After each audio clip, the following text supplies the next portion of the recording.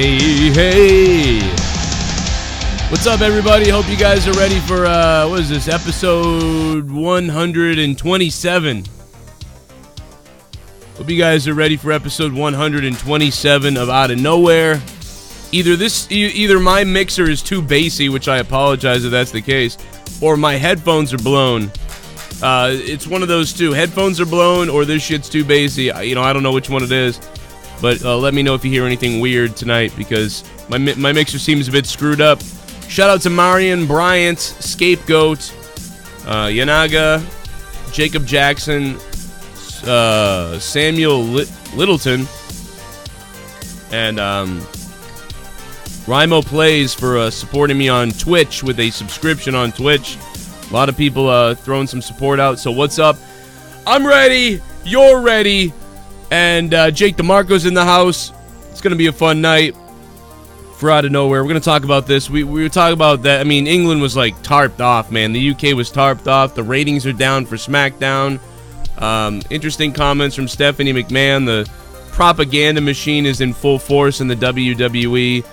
I'll reiterate what I think about Triple H's injury. And then there's a bunch of other shit that we haven't even spoken about that we're going to speak about tonight here on Outta Nowhere. And I got one question for you. Are you ready? I said, are you ready?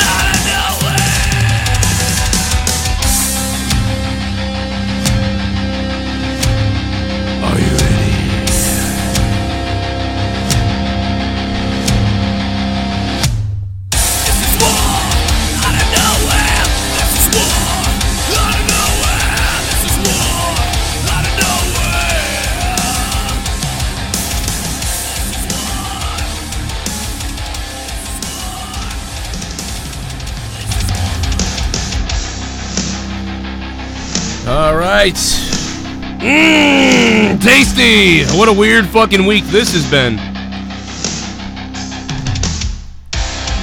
Wait till Thursday Night Throwdown tomorrow night. There's a lot of funny shit, dude. I got clips that are gonna kill people, man. I got clips that are gonna kill people.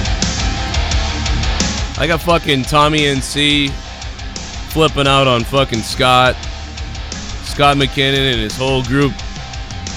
Trying to show them some support and love over the last couple days, and they ended up imploding last night off air apparently, and the audio of that is scrumptious to say the least, but we'll get to that a little bit on Throwdown and a lot on probably Monetize this week as we continue to go forward with Monetize. This will be announcing soon, at some point soon, we'll be announcing a new Monetize This belt, a new championship, just to hype it up. But anyway, that's tomorrow at 10 for Throwdown. Friday night, it is Monetize This at 11 p.m. Eastern Time. It's going to be fucked up on Friday night. I can tell you that, man. You thought last week was fucking crazy? It's going to be fucked up tomorrow. So let's get back into wrestling the way the things are supposed to be. And Jake DeMarco's in the house with Kayfabe. And Connor from Kayfabe. And shit, I don't know, man. I don't even know where to begin. We could go all over the place. I mean, we go anywhere. Fucking start and explode. You want to start and explode? I want to start and explode. Hell yeah. That's what rapists do. They sure do. They start, flip, dip, rip. Well, all right, she ruined his career. Well, since you did the Drew McIntyre voice, let's go into that, because all kinds of news about him getting a giant push or whatever. I mean, it seems kind of major plans for him in 2019. We've been saying this for a while, but right. One of the things that tips it off to have it not just be speculation is that they changed the match at TLC. It's no longer Braun Strowman versus Drew McIntyre. Now it's going to be Braun Strowman versus Baron Corbin. Yeah, so they don't want a face versing a face, obviously. They're still touting Braun as one of their big faces, so they don't want him, coming across facing another face, and they want to flip Drew very soon. We only got another week to go till Survivor Series worth of shows, so I mean. But that's not going to happen until after Survivor Series, right? Yeah. It's supposedly the final seeds are supposed to be planted at the Survivor Series show, and then after that. I was going to say, man, I feel like a good spot for Drew to turn the corner might be the Rumble, but like even winning the Rumble maybe, but maybe I bet you they'll make him the sole survivor. That could be it. I mean, but they want him turned before TLC, so. Yeah. The push is going to be so strong, I'm thrusting it in your face.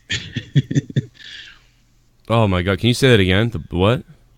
I said the push is going to be so strong, Joe. I'm going to be thrusting it in your face. Oh my God, dude! I'll tell you what. I hope he does go off and become champion. We can have that voice anytime we want on this show. Are you kidding me, man?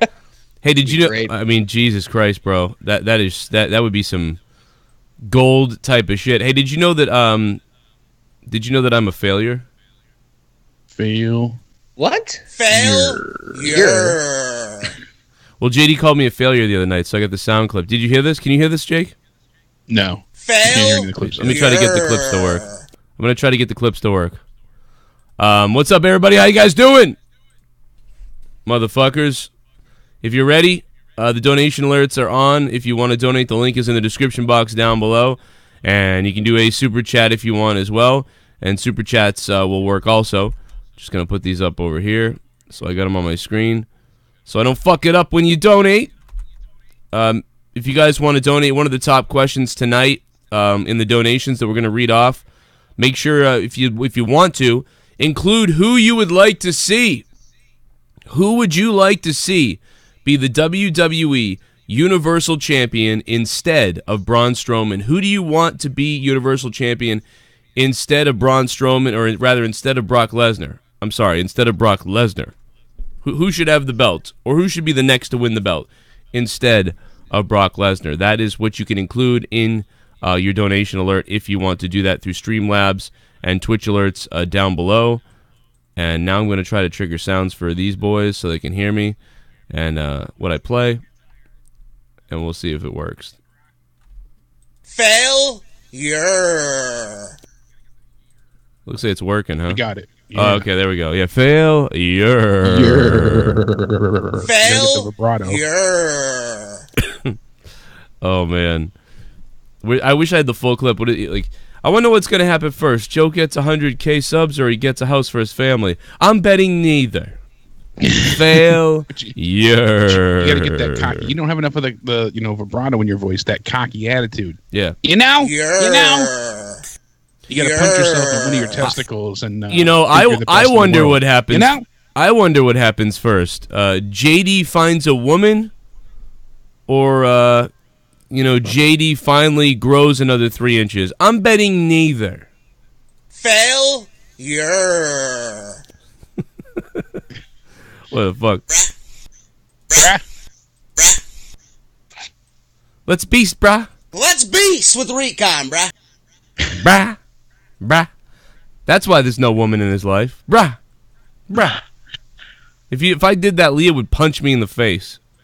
I would be knocked the fuck out if I did that, like in front of Leah. It would be like fucking devastating. But no, seriously, I'm just joking around. Congratulations to him. But yeah, so who would you want to see? That's the question tonight. And let me see if I can trigger this sound. Oh, you guys can hear the sounds? We got him. Okay, cool. All right, go. There we go. All right, So I'm all for, Drew going for it, and putting everybody else by the wayside. Drew McIntyre has only gotten better and better since his return. He was great in NXT. The injury, unfortunately, took him out of the main event and out of action for a while. But to his benefit, it pushed him ahead of schedule to be brought up. So, I mean, I think everything's been working in his favor since then. Right. I'm not thrilled with the role that he's in, with Dolph Ziggler, but it kind of was one of those necessary evils. It had to be done to be the catalyst to get him to where he's going to head to. So they couldn't just dump him back in and make him champion. They couldn't pull the Finn Balor maneuver where they could, just throw him in, especially because they were so dedicated with Roman.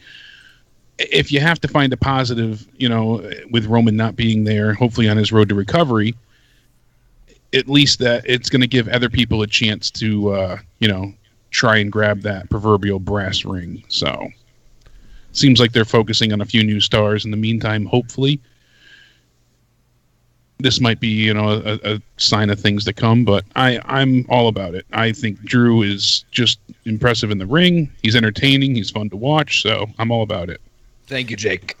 Yeah. I mean, I hope, I would hope that they would go with, it feels like they're really going to go with the whole, like Dolph Ziggler slaps him in the face and, he's like, you're supposed to be helping me or whatever the hell it is, like type of thing. And they'll get in a fight.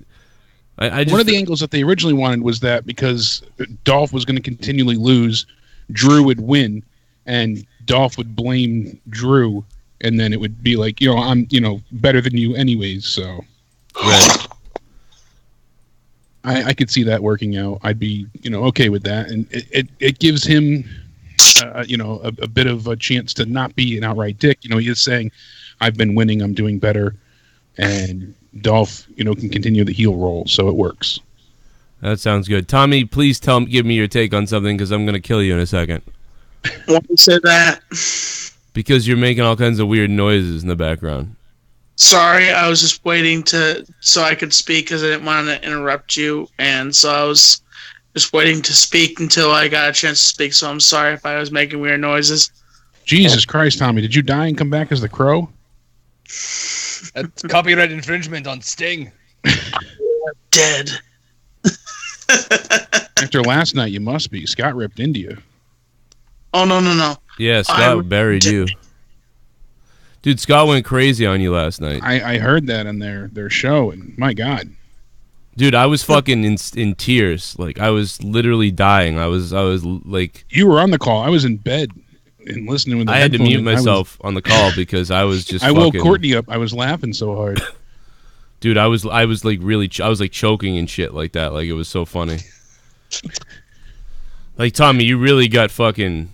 When he threatened to choke the shit out of you, that's when I really started to die laughing. When was it? Oh yeah, it was like 8 minutes in. Hold on, man. Here it is. Yeah, this is the best. I mean, it was like a 10-minute fight, but this is the best. Actually, dumb little boy. You dumb. Oh yeah, you called him a dumb. Talks people.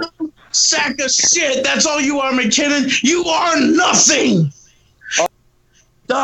You forgave me the other day when I gave you the sincere. Let it out, Tom. Let it. Go ahead.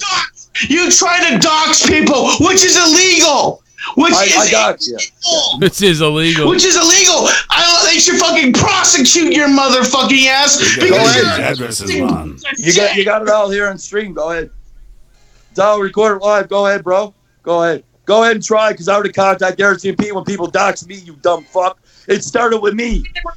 You dox people. You are a fucking moron. Ken and Young plugged it on their show on the YouTube channel that doxed me, you dumb fuck. You dumb boy. You dumb boy. You dumb boy. Fake. Actually, you dumb little boy. You dumb little boy. You Blink dox people. Sack of shit. That's all you are, McKinnon. You are nothing. Oh, really? And you're something. You're something, are you? You're something. You're a big fucking MTV, most made MTV, Top 4.0, all-star of the world. That's what you are. You're asshole. Whoa. Whoop that pussy, baby.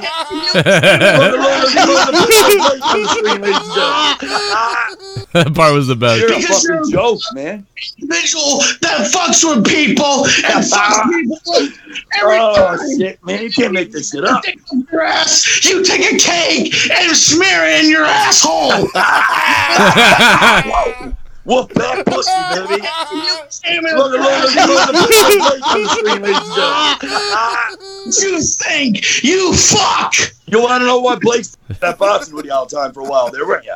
When you fucking wore the goddamn I'm here for the boo shirt for fucking a week straight. You were trying to mimic your idol Cronin when you wore the boxing hoodie for a fucking Filipino mustache and you greasy slime ball. I got a better mustache than you. I don't know, man. That shit fucking, oh my god, dude. Like, let me... It just continually gets better. Like, I'll choke that fat gullet you call a neck, you know. Just That was a weird night, dude. And then they all got to No, fight. I missed that part. One was asleep drunk. Holy shit. Oh, yo, Sav King. What's up, Sav King? Thanks for the $2 donation, Sav King. How you been, man? What's up, Sav? Remember, if you donate tonight, let us know who you think should be Universal Champ.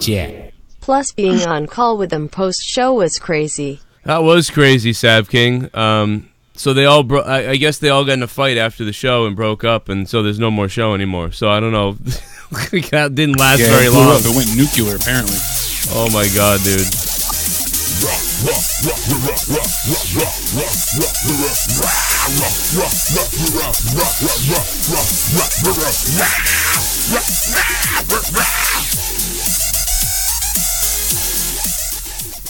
Yeah. Get this annoying cosplay faggot clown loving Wendy's Junior Bacon Cheeseburger flipping cuckboy who gets soned by a cokehead Canadian who only responds with dumb, wants to prosecute the cake stalker. Let's get these autistic fucks together. Wow. Yeah, wow, Jesus. Y2 Tommy NC, thanks for the $4 donation. That British bastard is pissed. I love you. Yeah, what is he on, chapter 14 or something before, like, the last chapter he read? Tommy's journal. I think we're up to 14 or 15. Yeah, something like that. This a legit shoot. I was in a real shitty mood tonight. My now ex broke up with me and now I'm in a better mood cause I seen Tommy's face and then realized that my life is not as bad as I thought. Oh my Thanks god. for that, Tommy. Respect to you. Now go fuck yourself. Kevin Dump Truck. Thank you, Kevin Dump Truck, for the 316. Backing up that dump truck. Wow. Kevin, I'm sorry. That sucks, but guess what? You'll find somebody better. Yeah, he won't. Yeah. No, I'm just kidding. No, Tommy, so Tommy, what do you think about the lack of attendance in the WWE? Well, actually, forget that question because you don't know. But who do you think should be Universal Champion?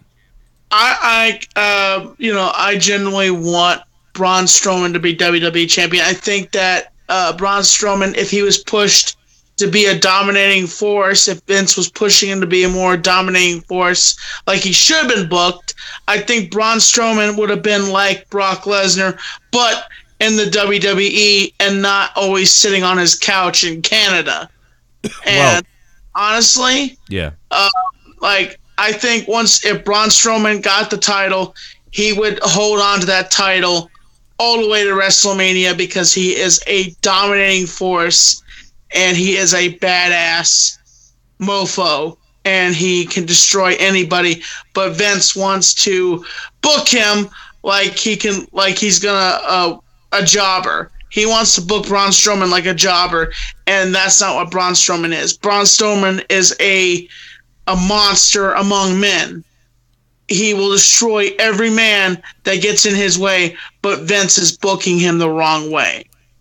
See, I would partially agree with you there, Tommy. You know, genuinely, I was on the same, same hill now he's garbage. you were on. Yeah, I wanted to see Braun win, and some people say, oh, he's still a little bit too green. I can understand those, those thoughts and ideas, but the thing is like it just made more sense for Braun to have the belt and actually be on the show week to week than Lesnar again. And a lot of people agreed and felt that way. Then we heard, previously, well, he's, the booking decision was odd, and we couldn't, fully wrap our heads around it.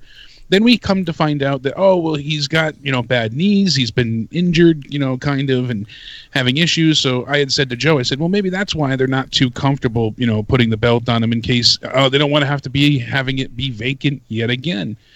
So I was like, that kind of makes sense. That could be. But apparently, and a lot of things have come out today, Braun Strowman is his own worst enemy backstage. A lot of people are coming out and saying that he makes a ton of mistakes in the back in terms of etiquette, backstage scene, in the locker room. As one person put it, he's his own worst enemy and his own worst advocate. He shows up late, hardly shows up on time. He has a reputation at times for leaving a little early, doesn't stay for the entire show, which people, genuinely feel to be a slight on them if you're not watching everybody's performances. And he's just kind of a... That's different. I didn't hear about that. That's... Wow. Yeah, that just came out recently. Just today was the rest of it. Mike Johnson went on to elaborate in more detail about Braun's issues. And, several other people also told their tales as well as, after Mike Johnson came out initially with his.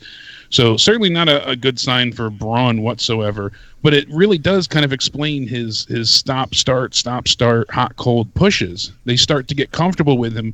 And they gave some specific instances here, too, about how he gets well-liked and things start to happen. And then he acts like gets too full of himself, acts like a bit of an ass in the back, doesn't show up to TV on time, leaves before the show ends. And Jesus. Acts a bit too big for his britches in the locker room and doesn't really have that, as Aleister Black had said, that respect for everybody. And Aleister Black said that? He's not even... Well, no. Aleister Black was talking about how that's kind of a lost art at this point in time. He said that's one of the most important traits to have. So, it's kind of odd, the things that he was referring to. And people are talking, he didn't spend a lot of time in NXT. Braun Strowman didn't, he just kind of got to pretty much quickly move to the main roster. And from there, it seems like he's rubbed quite a few people the wrong way. And that kind of lines up with what people are saying for their stories. Last year at this time when he originally faced Brock Lesnar, we thought he might have a chance, and he was getting pushed really strong. He had the triple threat with Kane in the match as well. That, nothing really came of that. And every time we see him in a scenario where it seems like he's going to be elevated and go to that next level, the rug gets pulled out from under him. Why? This kind of lines up with everything. Makes sense. I don't know if you heard anything extra, Connor, or anything else. But I don't know, man. Maybe it does, but also Vince, just does this shit, so it's hard to tell, The hard thing, the only thing I've heard in relation to that is that I guess there's like some sort of philosophy, like the whole like respect thing is... I heard there might be something that has to do with the way that they're brought into NXT as well, or like it had some sort of like it's hard to explain or how to put into words, but basically the concept is like the old mannerisms, like whenever you go to a show, even if you've seen everybody, you go around and shake everybody's hands. I guess they don't necessarily do that all the time in NXT because they're obviously they go and do so many tapings and so many shows, and sometimes there's like some sort of cross parallel between like the main roster who has all the old school methods and stuff like that and behind the scenes and etiquette, and then the NXT way is a little different, a little more like just relaxed, I guess you could say. That's what I've heard, and that there might be a little of like the clashing of the styles. Maybe that has something to do with it, but I have no idea. But yeah, I just heard about that recently as well. Jesus. Yeah, I can see that. Johnson's heard these stories in the last few days, and all this talk is certainly interesting. And Kevin Owens came out and said brought up a bunch of pros and cons to working with Braun Strowman. He said, for a guy who's been doing this for 3 years and had maybe 5 matches before he showed up at SummerSlam making his debut, and for a guy that big, he's pretty incredible. His progression has been unbelievable. He said he's still a newcomer to the world of professional wrestling, but Owens says it's fun working with him despite the pain that someone that size can dish out. He said, but everything he does hurts. That's, part of it, and he's a bit rough, but it's what we do. It's the sacrifice of what we do, obviously. It's been cool. People seem to enjoy it. That's all that matters in the end. Like when he booted that security guard in the sternum the other day, that was horrific, dude. Kicked the soul out of him, as somebody had said. Oh my God. That looks like... Seriously. A little harder, and that's a broken ribcage. Guys like him, and also guys like what's his name, Feed Me More. They oftenly, you love him, Joe. I know. I mean, that's being sarcastic. You hate him. I know. Did you see our fight yesterday? No, I did not.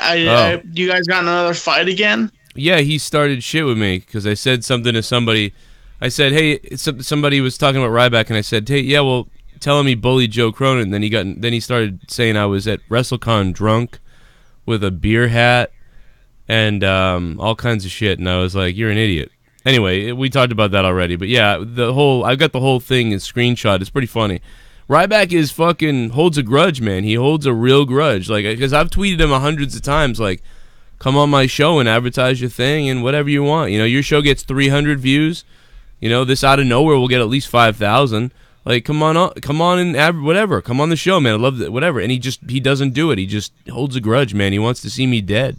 It's really weird. Ryback, we have unfinished business, you prick. Go ahead, and buddy. Also, Joe, just to be honest with you, he may think, also with him being the way he is, he may think that you're just trying to use him for views. He does. So that's he why does think that. Want to come on. He does think that, but that's stupid because he's going to get the views. Yeah, he's going to get the views. Like, you know, the only way I would get views is if I went on his show. You know, if he comes on my show, I mean, I might get a few more views, yeah, because I put Ryback on. That could happen. But, I mean, for the most part, it would benefit him to come on my show. I even told him I'd come on his show. Then one time I said I would come on his show and debate him, and I would even I would do it unnamed. So he could have me on his show and call me Bill. And not face, not my face even, like on audio. I'll call up. I said I'll call up on audio, and we can talk this out. And I'll be Bill. Like, I won't say my name. You can record it. You know, I won't give myself any publicity whatsoever. And he just doesn't care. He's a weird fucking dude, man. I want you to go to Amazon and buy my Feed Me More. FeedMeMore.com. Swear to God, you won't get cancer. My product will shrink your testicles. No, I mean, I don't know. It might not. I don't know. Actually, I might be eating that after all. You're right. You know what? That might counteract your problem. It's like the Robin Williams jokes. Hey, Bubba, are you using steroids? No. Let's beats with Recon, bruh. Yeah. Hey, Tommy, are you a fail? Yeah. No. Okay, well, JD thinks you are. Okay, well, Tommy, what else were you gonna say? We kind of cut you off. You're like guys like Ryback, guys like big guys, and what were you saying?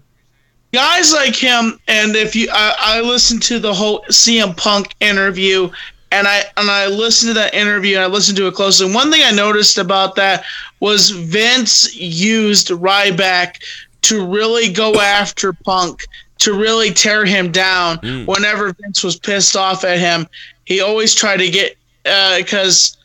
You know, that's one thing that Punk mentioned in the interview was like he would always go at Ryback. He's like, "Are you dumb as fuck?" And he's like, "Yeah, I'm dumb as fuck." He admitted it to CM Punk that he was dumb because he would always injure CM Punk in his matches every single time that Vince would book. So it makes me think that Vince books those kind of guys to injure his high flyers are people he thinks that are going all the way up to the top, and Vince doesn't want them to go to the top. He wants them to get injured and ruin their reputation, in my opinion. I don't think Vince wants to injure anybody because that leaves out money for him on the table. Exactly, that's great. He would just demote them in terms of where they are in the card, or turn them into a jobber if that was really the case. Like, he decides who does what. It's not like they go out there and actually get to take out a mic and be like, "I'm going to challenge." You're a dumb fuck. I mean, I sort of agree that he might hold them down, but as far as injury, there's no way because he would lose out on money even if the person's still getting like super over. But I could definitely see the other stuff happening for sure. Hey, here's another thing. The rumor going around now is that Daniel Bryan is being punished for this whole thing. Tommy, you want to say something else? Well, the whole thing with one of the statements that Vince has made in the past with the brass ring, I think the brass ring term is bullshit. That the people have to get on a ladder, people have to grab that brass ring. I don't believe that. I think that term is bullshit when he did that interview. I think what it is my opinion. Vince walks up to the wrestler and hands him that brass ring and says, "Here, kid, here's this brass ring. I'm giving it. You're going to be the golden boy." That's my beliefs when he talks about this brass ring. Well, I think my opinion is that there's a brass ring, but it's not at the same reachable level for everybody. So if you're somebody that they don't like and you start getting over with the crowd, that brass ring gets moved away from you sometimes, and you reach for it, it's not there. If you're a guy like Roman Reigns, it's more like they handed you the ball. It's like the King of the Ring 99 scenario where the briefcase just keeps going up. It's get moved up, and it's so might be a brass ring, but it's at a different level for everybody. Not everybody's playing at the same level for that brass ring, and therefore. And you did make a decent point there, though, Tommy. Yeah, it does get handed to some people too. You know, Vince reportedly is extremely high on McIntyre. Like, he's made this well known to insiders left and right, and he's enjoying him thoroughly. And it kind of goes along, and you think back to when he was first on SmackDown. That was Vince's chosen one. I'm the chosen one, Jake. God damn it. That's right, Drew. You are. Kiss my ass. So that lines up. I think my opinion about Vince is okay. This is kind of brutal, but it's like I think once Vince starts sucking a wrestler's dick, I think he falls in love with that one particular wrestler, and he books that wrestler all the time, just like with John Cena.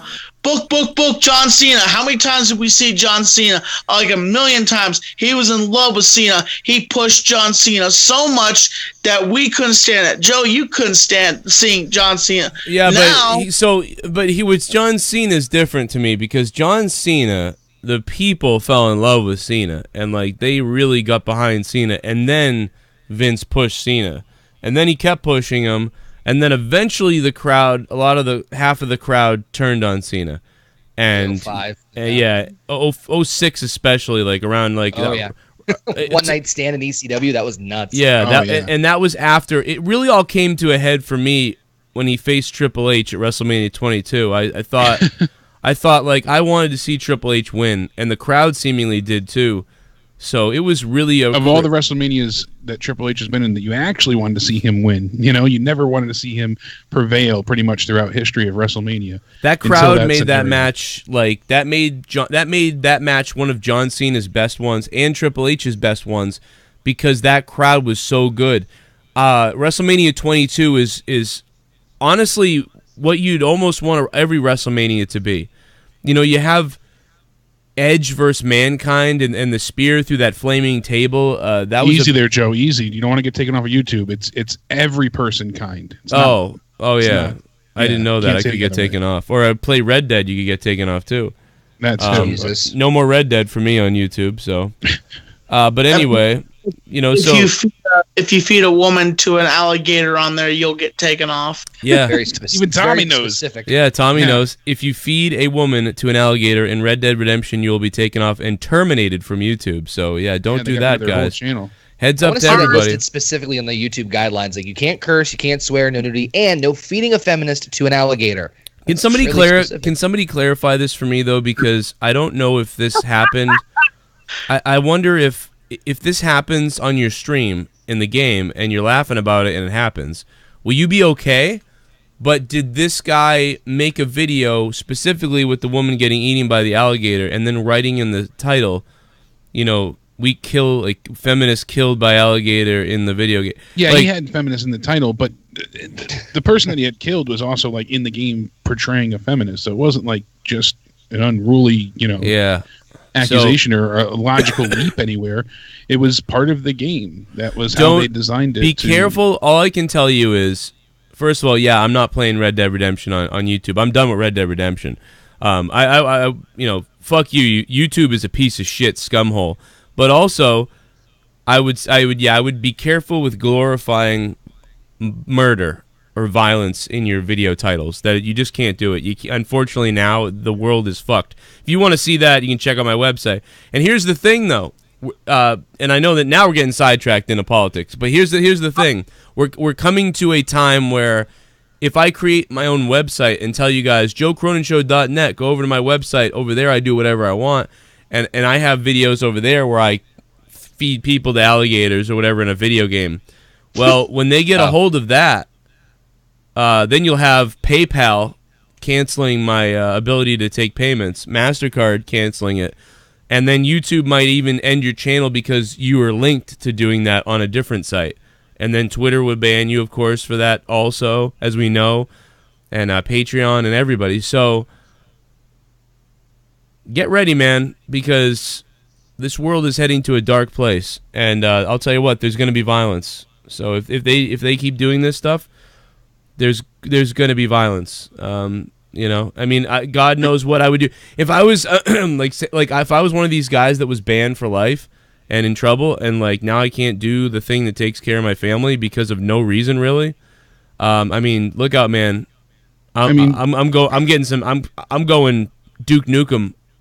A woman knocked me off my horse earlier, so I dragged her around for an entire day or night by lassoing her and just taking her for a ride. You know, she dragged through the dirt. Right. I mean, technically, it's the alligator's fault. Yeah, I mean, but the thing is, he didn't go out and actually do it. It's in the video game. Right. It's so stupid. What the hell were we talking about? To take away your livelihood because of a game. What were we talking about before we went into this? Oh, John Cena. John Cena. Okay. And how, you know, Tommy made a decent point again. You know, basically saying that Vince, when he finds something he likes, he bleeds it dry. But pay no mind to what you said, Tommy, because Vince never sucks anybody off. He gets sucked off. And that's a fact. Yeah, I think that's the problem, right? That's Vince's MO, though. Yeah, he did it with Hogan. He did it with Austin. He did it with Cena. He's doing it with Roman.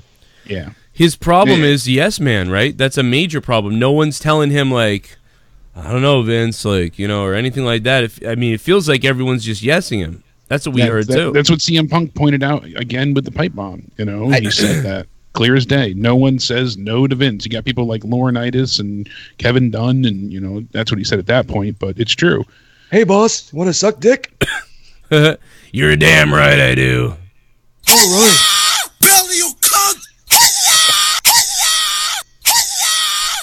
Frog off.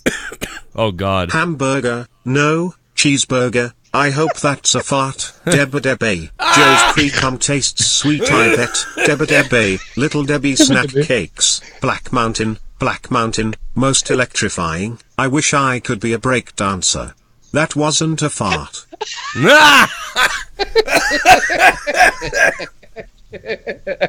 Tommy's deep thoughts. Oh my God. That part was the best part. Oh my God. Debba. Oh my God, Tommy's deep thoughts. Oh. Failure. Hamburger. No cheeseburger. No. That's a fart. Debba. I hope that's a fart. I wasn't. Debba. I wish I could be a breakdancer. Oh my God. Seth Rollins as Universal Champ would be cool. Yeah, that'd be cool. Would it though? I thank think it'd you. be the same thing as him being IC champ right now. Maybe, but I mean, he'd be tough call on that one. I mean, I wouldn't mind. I wouldn't mind it certainly, but I don't know if they're. I want to see people that haven't had a chance with the title. You know, my answer is I don't think there's anybody that like is the champ, and I'm like, this is great. Maybe Seth. Yeah. Maybe Seth. Maybe he's the only one, but Seth would make me excited. I think. We would. Oh, would he? I mean, just for Drew. Hey Joe, internet fucked itself over the weekend, but I'm back and joined up on Patreon yesterday. I love everything you do. Thank you. Even what you did with my dog. Shane McMahon is a shit cunt, and when is Vince going to die? Oh man, only the devil knows, Frodo Shaggins.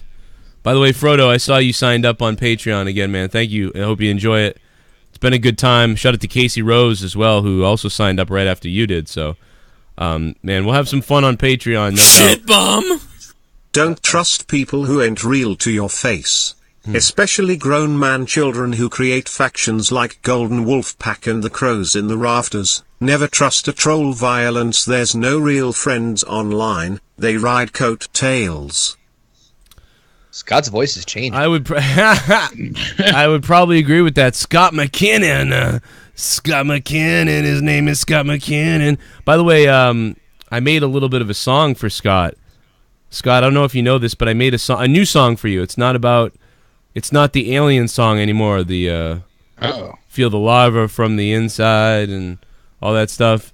But I made a song just about about Scott McKinnon, what he does to us at our inner core, and you know, and what we you know, what a lot of people feel about him. Here's a little sample of it. Hope you enjoy this. Scott, and I hope you're okay, Scott. Sorry about what happened yesterday. Audio Jungle. Yeah. This is the demo, though.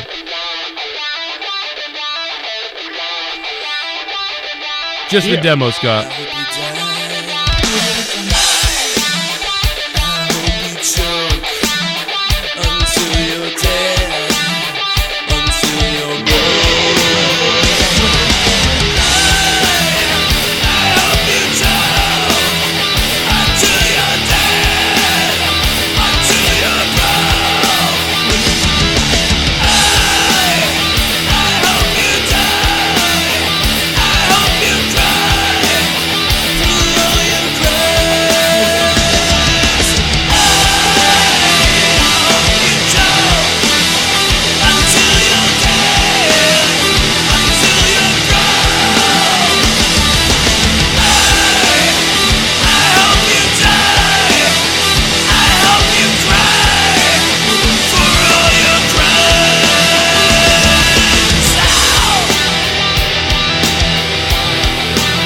That's it, Scott. That's all I got. That's it, Scott. That's all I got as the chorus, Scott. That's all I got. I hope you die. I hope you choke until you bleed, until you're broke. That's all I got so far, Scott. Just the chorus. And I'm just kidding. I love you. I don't want you to die. I love you, Scott. It's got that Static X feel. Yeah, man. I agree. It's kind of the riff. Hey, they're coming out with a new CD. You see that? I know, but it's all unreleased material. But the reason I'm excited, too, is because they're having so many different artists fill in for tracks that aren't finished yet, and then they're going live on tour, and these artists are going to fill in live. Now, David Draymond, is going to be there. I saw, dude, this is like the Linkin Park thing. Listen, I'm actually Jonathan Davis. I'm more of a Nine Inch Nails Stabbing Westward guy. I wasn't a big Static X fan, but I did meet Wayne when he was doing his tour for Pig Hammer. Or that new, no shit, yeah. That was great, dude. Well, my buddy Brent was his bass player, so it was really fun to see him. And yeah, man, it's crazy that they're gonna be able to dig him up and to do these songs. It's almost unbelievable. Here's a sample of one of them. This is crazy. They were able to do this. This is crazy right now. I'm dead. I'm in the ground. I'm dead. I'm dead. I'm dead. I'm dead. I'm just kidding. Sorry, no, seriously, I'm kidding. I was really messed up when he died, but it was really shocking and it's fucked up. I can't believe he's dead. Scott, I really hope you don't die. Scott, I don't want you to die. Like I said, but that was just the chorus, man. I hope you enjoy it. Until you're dead. Until you're broke. I hope you die. I hope you die. I hope you die. I hope you die.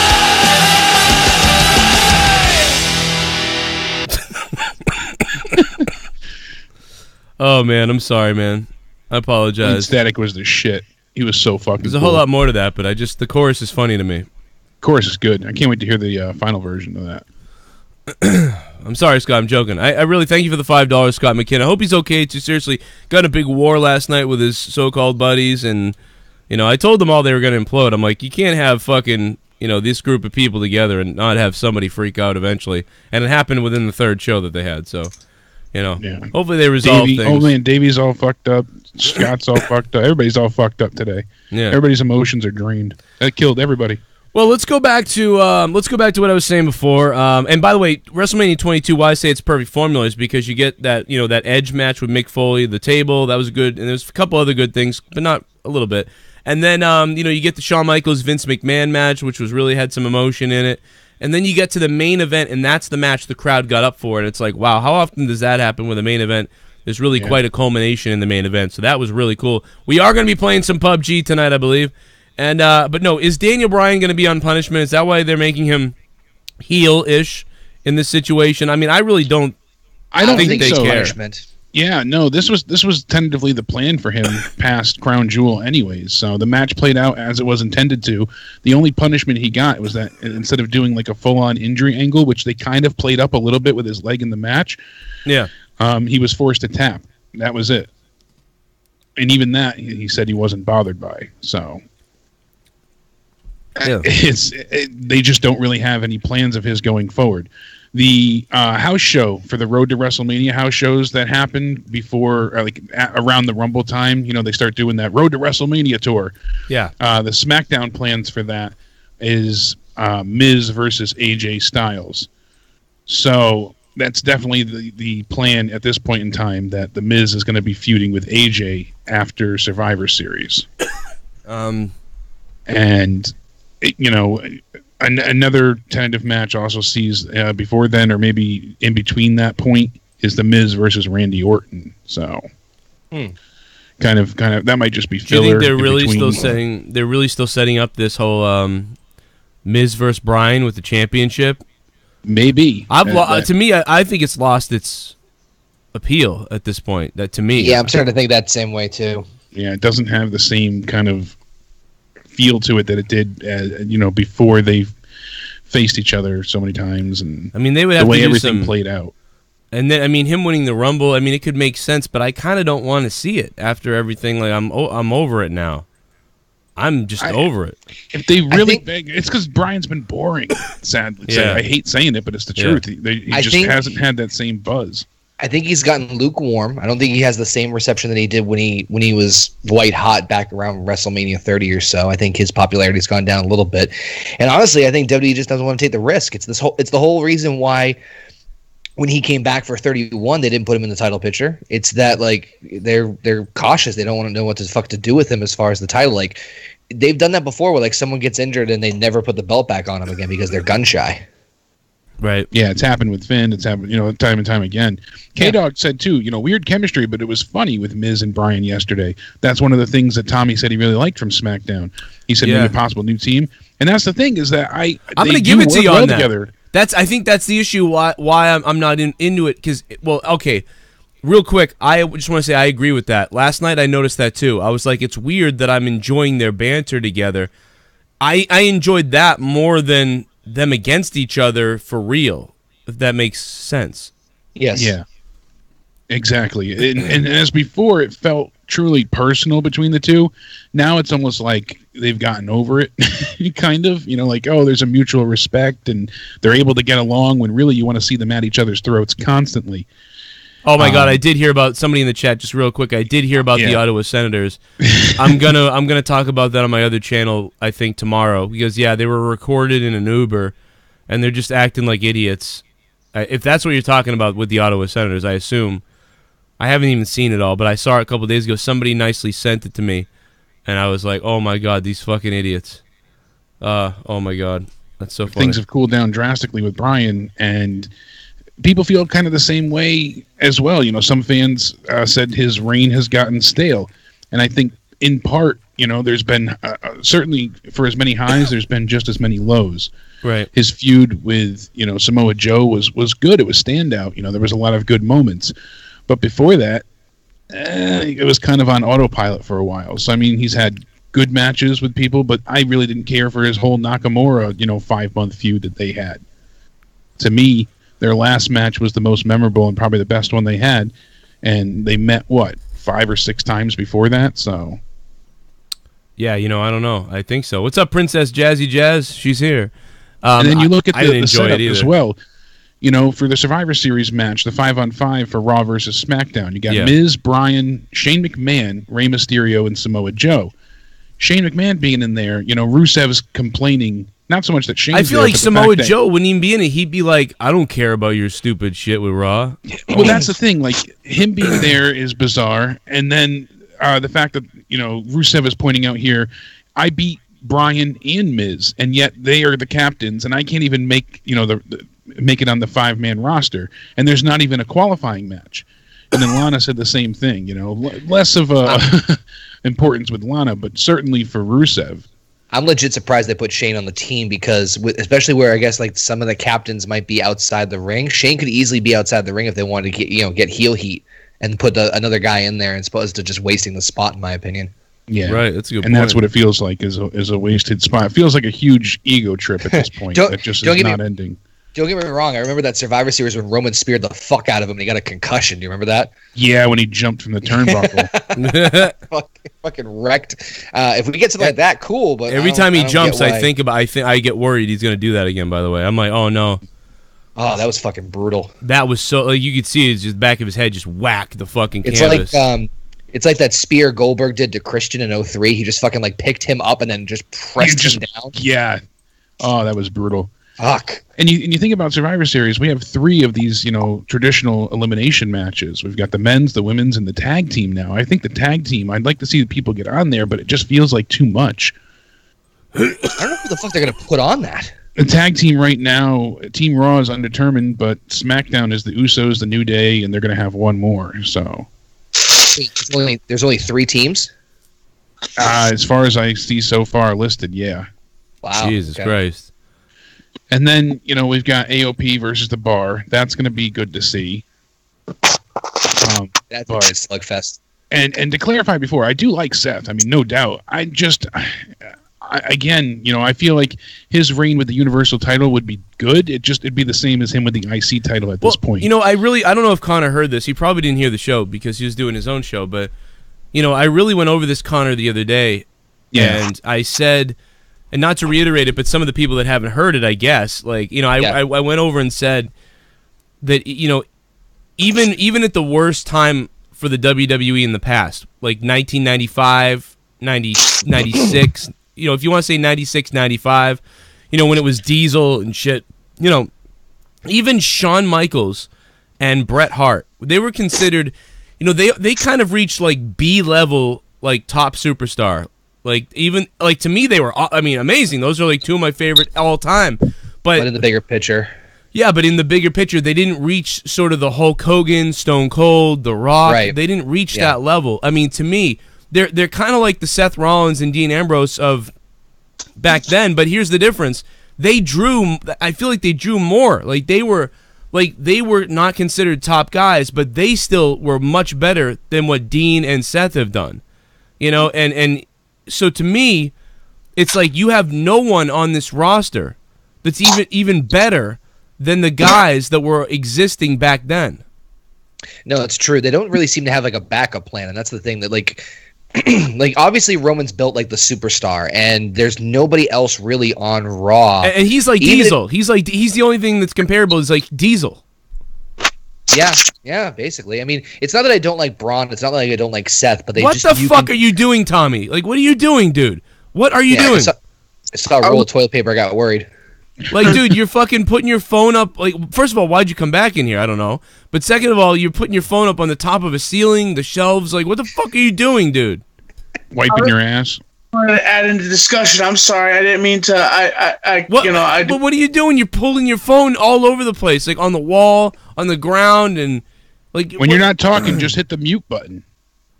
I'm sorry. I apologize. I mean, I didn't mean to interrupt. And there won't be all the background noise of you shuffling around and oh my Christ, figuring out which finger is going where. I'm afraid what other background noises there be. Yeah. Yeah, you hear that last donation. Anyway, go ahead. I'm sorry, but I just had to. That was a fart. Figure out what the fuck Tommy was doing. That wasn't a fart.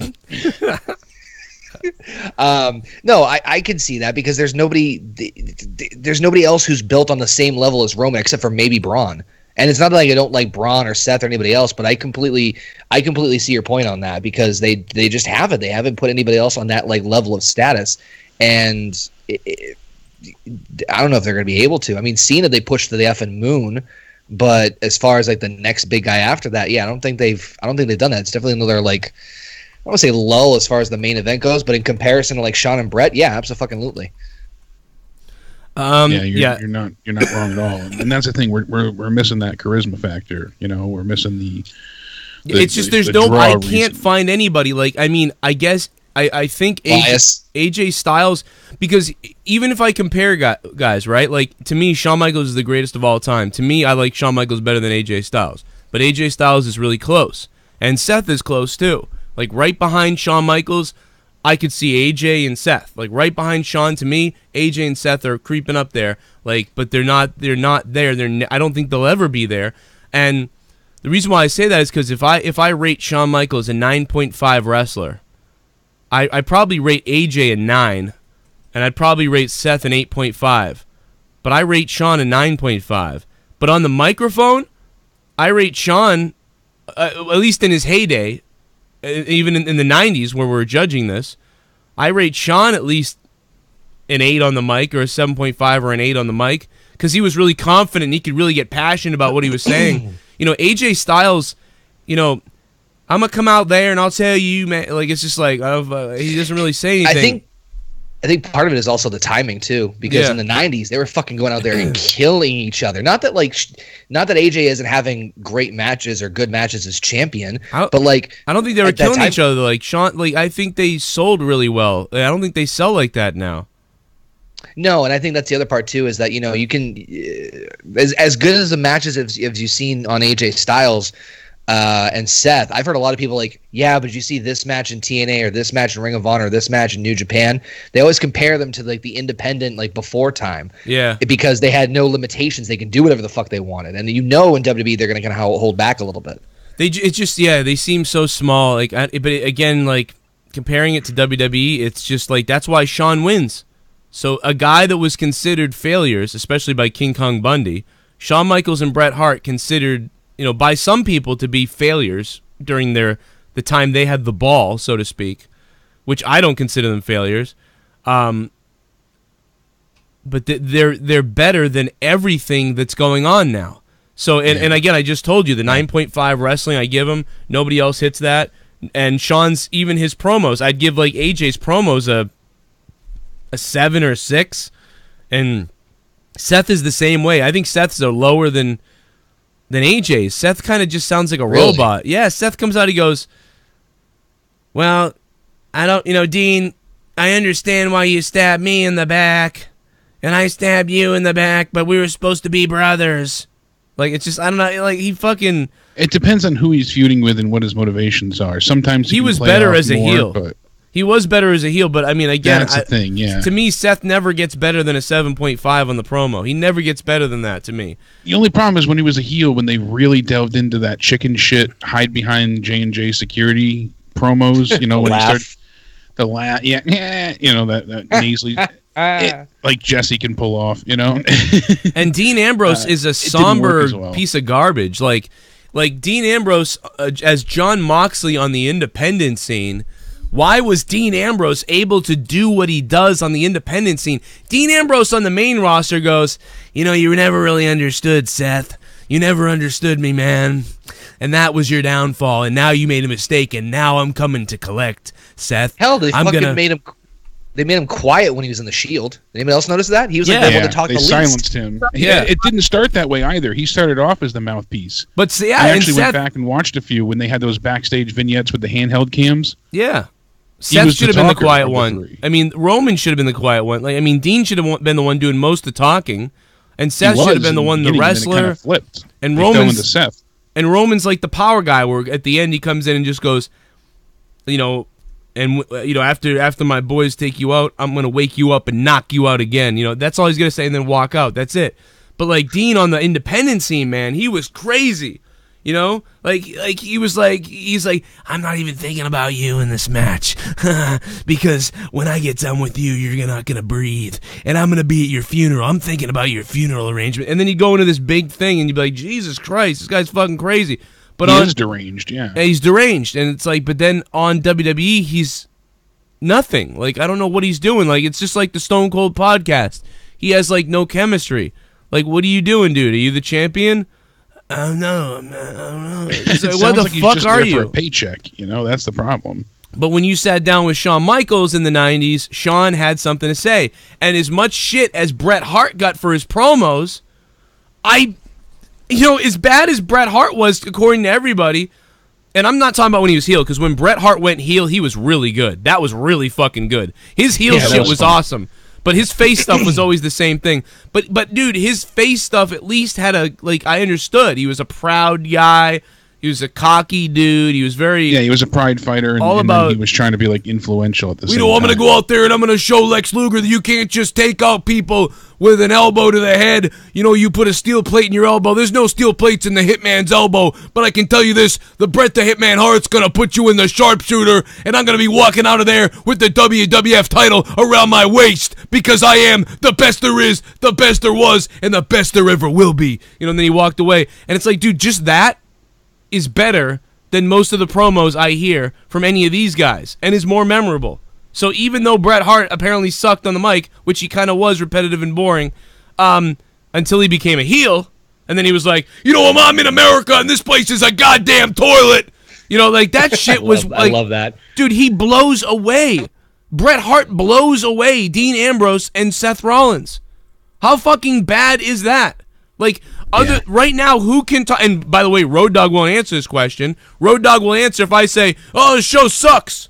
You know, Road Dogg will say, well, I'm sorry you feel that way, Joe, but da-da-da-da-da-da-da. You know, Road Dogg will answer any negative criticism. I come at him with an actual honest question. Why is Ronda Rousey, Becky Lynch, Samoa Joe, Paul Heyman, and maybe one other guy that I'm leaving out, why are they allowed to cut promos and seemingly be real and seemingly come off authentic? Why are they able to do it and nobody else is? Can you explain that to me? Because that authenticity is what allows them to be entertaining. Probably a trust issue. Maybe. And if it is, it really is. And if it is, again, it goes back to comparing the wrestlers. This is the worst. This is, and I'm just let's pretend it's not let's pretend it's not WWE's fault. Let's pretend it's not the writers, which it has to be the writers too. It just has to be because what they come up with is retarded. But because we see them talking other promotions, times, events, right. And it's not as bad. So we know it's not. Let's pretend it's WWE. Let's pretend it's the wrestlers' fault. Let's pretend it's only on the wrestlers. And I'm going to start blaming the wrestlers because you know what? If you're not going to speak up and tell Vince McMahon to suck your ass, then it's your fault. I'm going to blame you, wrestlers. Especially now, where they can go anywhere and be successful. This is the worst roster they've ever had. I'm going to say it. You know, everyone else says the best roster they ever had. I disagree. Because you know what? What I'm seeing is the worst thing I've ever seen. So I don't care Samoa Joe and AJ Styles did over here and Shinsuke did over there. You know, they might have the best possible wrestling talent. You know what I mean? And if they book things the right way, this would be the greatest wrestling group ever. But to me, what we see every week, this is the worst roster I've ever seen. This is the worst time I can ever remember. Dude, I would rather watch Razor Ramon and Diesel and the 1-2-3 Kid, Shawn Michaels and Bret Hart. And even at that time, I knew things were fucked. Even as an 11 and 12-year-old, I knew that something just wasn't that good right now. But at least I could cheer for some of those guys. And at least that was exciting. Dude, WrestleMania 11 was one of the worst WrestleManias of all time. I would rather experience that than what's going on now. Shawn Michaels and Diesel at WrestleMania 11, that was a pretty good match. You know, everything else was garbage in that night. But it feels the same way as WrestleMania 11 defines like what I'm seeing right now. It is just, those characters are better. They were just so comfortable at WrestleMania 11 time. And that's the problem now. They're very comfortable. They're not looking as anyone else as a threat. You know, competition, as we always say, you know, breeds creativity, and we're not getting that. Time and time again, we see them. And I hate to be, you know, I have to admit, you know, you were right about certain things, and it's hard because you do have rose-tinted glasses at things. But I'm tired of you, me, Connor, all of us included, fans in general, basically excusing their actions by saying, you know, look at the Nakamura feud with AJ. Look at me with Finn Balor. Oh, well, I know what Finn Balor has done in, you know, New Japan and in, you know, time and time again. I can bring up so many examples and say, well, this was good and that was good. Well, you can't go by what was done. We have to start looking at the here and now, and we can't keep excusing their, you know, piss poor matches and promos by knowing what they were capable of. You know, they need them having talent then doesn't equate to being gold now. They need guys hard like thing to accept, but it's the truth. They need guys like Elias and Velveteen Dream and some more of that stuff, and they need the writers to open their goddamn minds up and start. But that's the problem too. It's twofold because it's not just Finn's fault. It's not just Bayley. Yeah, it's worked. everything. Bayley worked great. That's a perfect example. She was over like a motherfucker. She was white hot. Everybody loved her. Great face to have. Simple motivations, and they turned her into a goddamn soy boy loving fan. I mean, that's all there is to it. She had no backbone, no strength about herself. She couldn't get the job done when it needed to, and they made her look like, you know, she liked the idea of being a wrestler than a wrestler itself. Yeah, I love the Macho Man. I love Stone Cold. I loved, you know, she liked the idea of. I'll give you a prime example why Ronda works, and I think I just closed it out. Hopefully not. Where the hell is this article? I think that's the one I closed. Well, I pulled that up, but I'll Ronda play a went ahead donation and if she you did want. an interview. Oh, and go ahead. I'll let you pull those up, and I'll play some donations while we're waiting. Give me hell yeah! Tommy Joker Sting, Alex Jones, and Jeff Hardy want their face paint back, you cunt. Hard question, but here are my choices for who should be Universal Champion: Seth, Bryan, Drew, and my wild card Bray. Hashtag I boo the cunt. Hashtag Tommy Sparber. Hashtag damn windy sounds good. Oh man, Generated, what's up, Generated? How you doing, man? Thanks for the donation, buddy. Supporting the show. Shit bomb. The only way to clean up the U title match is to have a rep walk in the ring during a Lesnar promo, tells Brock to go home and keep the title.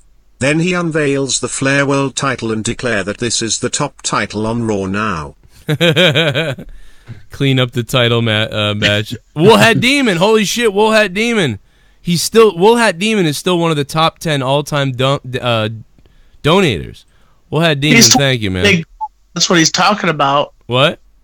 He's talking about Big Gold. That's what title he's talking about. The Flair title? Yeah, the old WCW one. I hated that belt. You weren't a fan of that one, though, right, Joe? No, I didn't like that. You know why? Because I hated WCW because I was a WWF guy. So that it's belt sad that I was in the same boat, but I never watched WCW. That belt pissed me off. Not until years later. I watched them just to see what they were doing against the WWF. I refuse to flip to that channel. Top 5 or 10 NXT talent that WWE ruined? Well, I don't know. We could almost everybody. Sean Gordon, thank you. I mean, Asuka, Bayley, Sasha. Super chat. There's more. Super chat. Gobble the Nuggets. Shinsuke's kind of been ruined. Bobby Roode. Yeah, that's 5 right there. Glorious 1. Gobble Nuggets. Thank you for the donation of Gobble Nuggets. Jesus. Fuck yeah, I got everyone's addresses, Mon. I got everyone's fucking addresses, Mon. A movie on Netflix called Rampage. President Down shows you what America will become in the future. Maybe. Scotty, thanks for the donation, man. I mean, you know, they mentioned often Tyler Breeze got ruined terribly. Yeah, oh yeah, Tyler Breeze. Jesus. Oh, the Ascension. The Revival now seems to be ruined. Scotty, you know what though? They were making movies like that in the 50s and 60s and 70s and 80s about America in the future too. You know, that it would become chaos. Remember Back to the Future 2? They thought that was that alternate timeline. They thought that's what we were going to become. Well, kind of a little bit maybe, but you know, it's just always doom and gloom for the future. So, on my fucking hoverboard. That's history repeating itself. That the future is going to be, you know, martial law. Billy, you cunt! Tommy's Inner Thoughts is back. Frog off. I'm glad it's cooling down. I sweat a lot. I wish Joe would make another song about me. I wish Keem would collaborate with me. Debe. The smell of my poop gets me hard. Oh Hamza my God. said that's normal for a gay male though. I have friends. Yay. Yay at the end. Yay. Tommy's Inner Thoughts. Tommy's Inner Thoughts. Thank you, Tommy's Inner Thoughts. You're a good guy. We got one or two more, and then we'll get back to whatever Jake was pulling up. But Tommy's Inner Thoughts, thank you for the donation of 888. I got the triple snowman. I like that. That's a long donation, man. That thing fucking lingers. Look at Awandi's face. Ah! Sorry, Awandi. Frog off. Sophia Barajas. Sophia Barajas. Thank you for subscribing to the channel. We love you. Have a drink for us, Sophia. And everybody else who wants to sub, make sure you hit that sub down below and share this to all your friends. PUBG tonight? Yes. Failure. You fucking goon. Lovely jubblies. Footages. My buns. Oh my god. Yeah, call the police. WWE main roster is boring. Keep the moo donation relevant. $35 to Helium Moo like a. Bry Guy, thanks, man. I think he got cut off. Bry Guy, I appreciate that, bro. Give me a hell yeah! Seriously, you gotta love Tommy, haha. Next think you know Joe is gonna ask what the hell are you doing, Tommy? Then Tommy says, I'm sorry Joe, I'm just jerking off, I didn't think it was a big deal, sorry if I made noise but I just had to yank my wank. Oh my god, dude. Oh my god, dude, what the fuck? Why the fuck didn't the screen pop up for that? Just had to yank my wank. Why did all the donations disappear? Oh, there they are. What the fuck? What just happened? Technical difficulties. Yeah, my computer just shit itself. My bad. Let me see if I can fix this. Do a little basketball dance off the concrete. There it goes. I mean, I'm just so sick of you little meth head devil worshippers. I'll be honest, I'd like to take a big bite out of your face. Hey, Ryan McBarry, thanks for he just dropped $10. He didn't say anything. Ryan, thanks for the tip, man, the $10 super chat tip. You didn't have to say anything. You just dropped the mic. Just drop the mic with the Alex Jones, man. You know the frogs, you know what's happening to them? Same thing that's happening to your daughter, your son. Mostly boys. They found out in the study that it's mostly boys that are affected. You know, women, yeah, that happens, but and some of it's natural. You know, sometimes people are gay. It's not we're not picking on that, but you know, the bottom line is something's going on. It's going up. It's easy, folks, to figure out in chemistry what can turn you gay, and they know about it. They don't care. I just masturbated. Anyway, Jake, I'm sorry. What did you have, Jake, for us there? I didn't know if Ryan was chiming in again. So, well, you know what? Fuck you for taking Alex Jones off our YouTube because man, that was entertaining. Anyway, I'm sorry. Go ahead. That it was just the fact that the reason Ronda works, like you said, is that she feels authentic and she delivers these fantastic promos because they're drenched in realism. And hearing her, with the latest interview, she was talking about her dream opponent for WrestleMania. Yeah. And it really gave you an insight to her mind. And you look at these other people, and obviously Ronda came in on a silver platter, but she hasn't taken any of this for granted. She hasn't. She's worked extremely hard, and a lot of people were ready to give up on her immediately, feeling like she'd just be another celebrity to try and come in and cash in on the WWE, machine. And honestly, hearing her, with this interview and everything she had to say, shows us that her mindset is anything but. Anybody can say that they're humble and that they're willing to leave it all behind and work as hard as they can. But she said in one instance that she'd rather be remembered for her time in WWE than UFC because she wants to leave more of a legacy here. And then the direct quote here is when they ask her dream opponent for Mania, she said, "I would love to wrestle Sasha Banks. I think I've just been so impressed watching her work, see her in the back and see her work. I was already a fan of hers before, and I think that we would be able to make something great together. I think she has given a lot of women their best matches ever." All great stuff. The typical kind of response you'd expect. But then here, this is what made me even more fond of her. She says, "But I almost feel like I'm not right at her level yet. I'm not at the right level yet for her."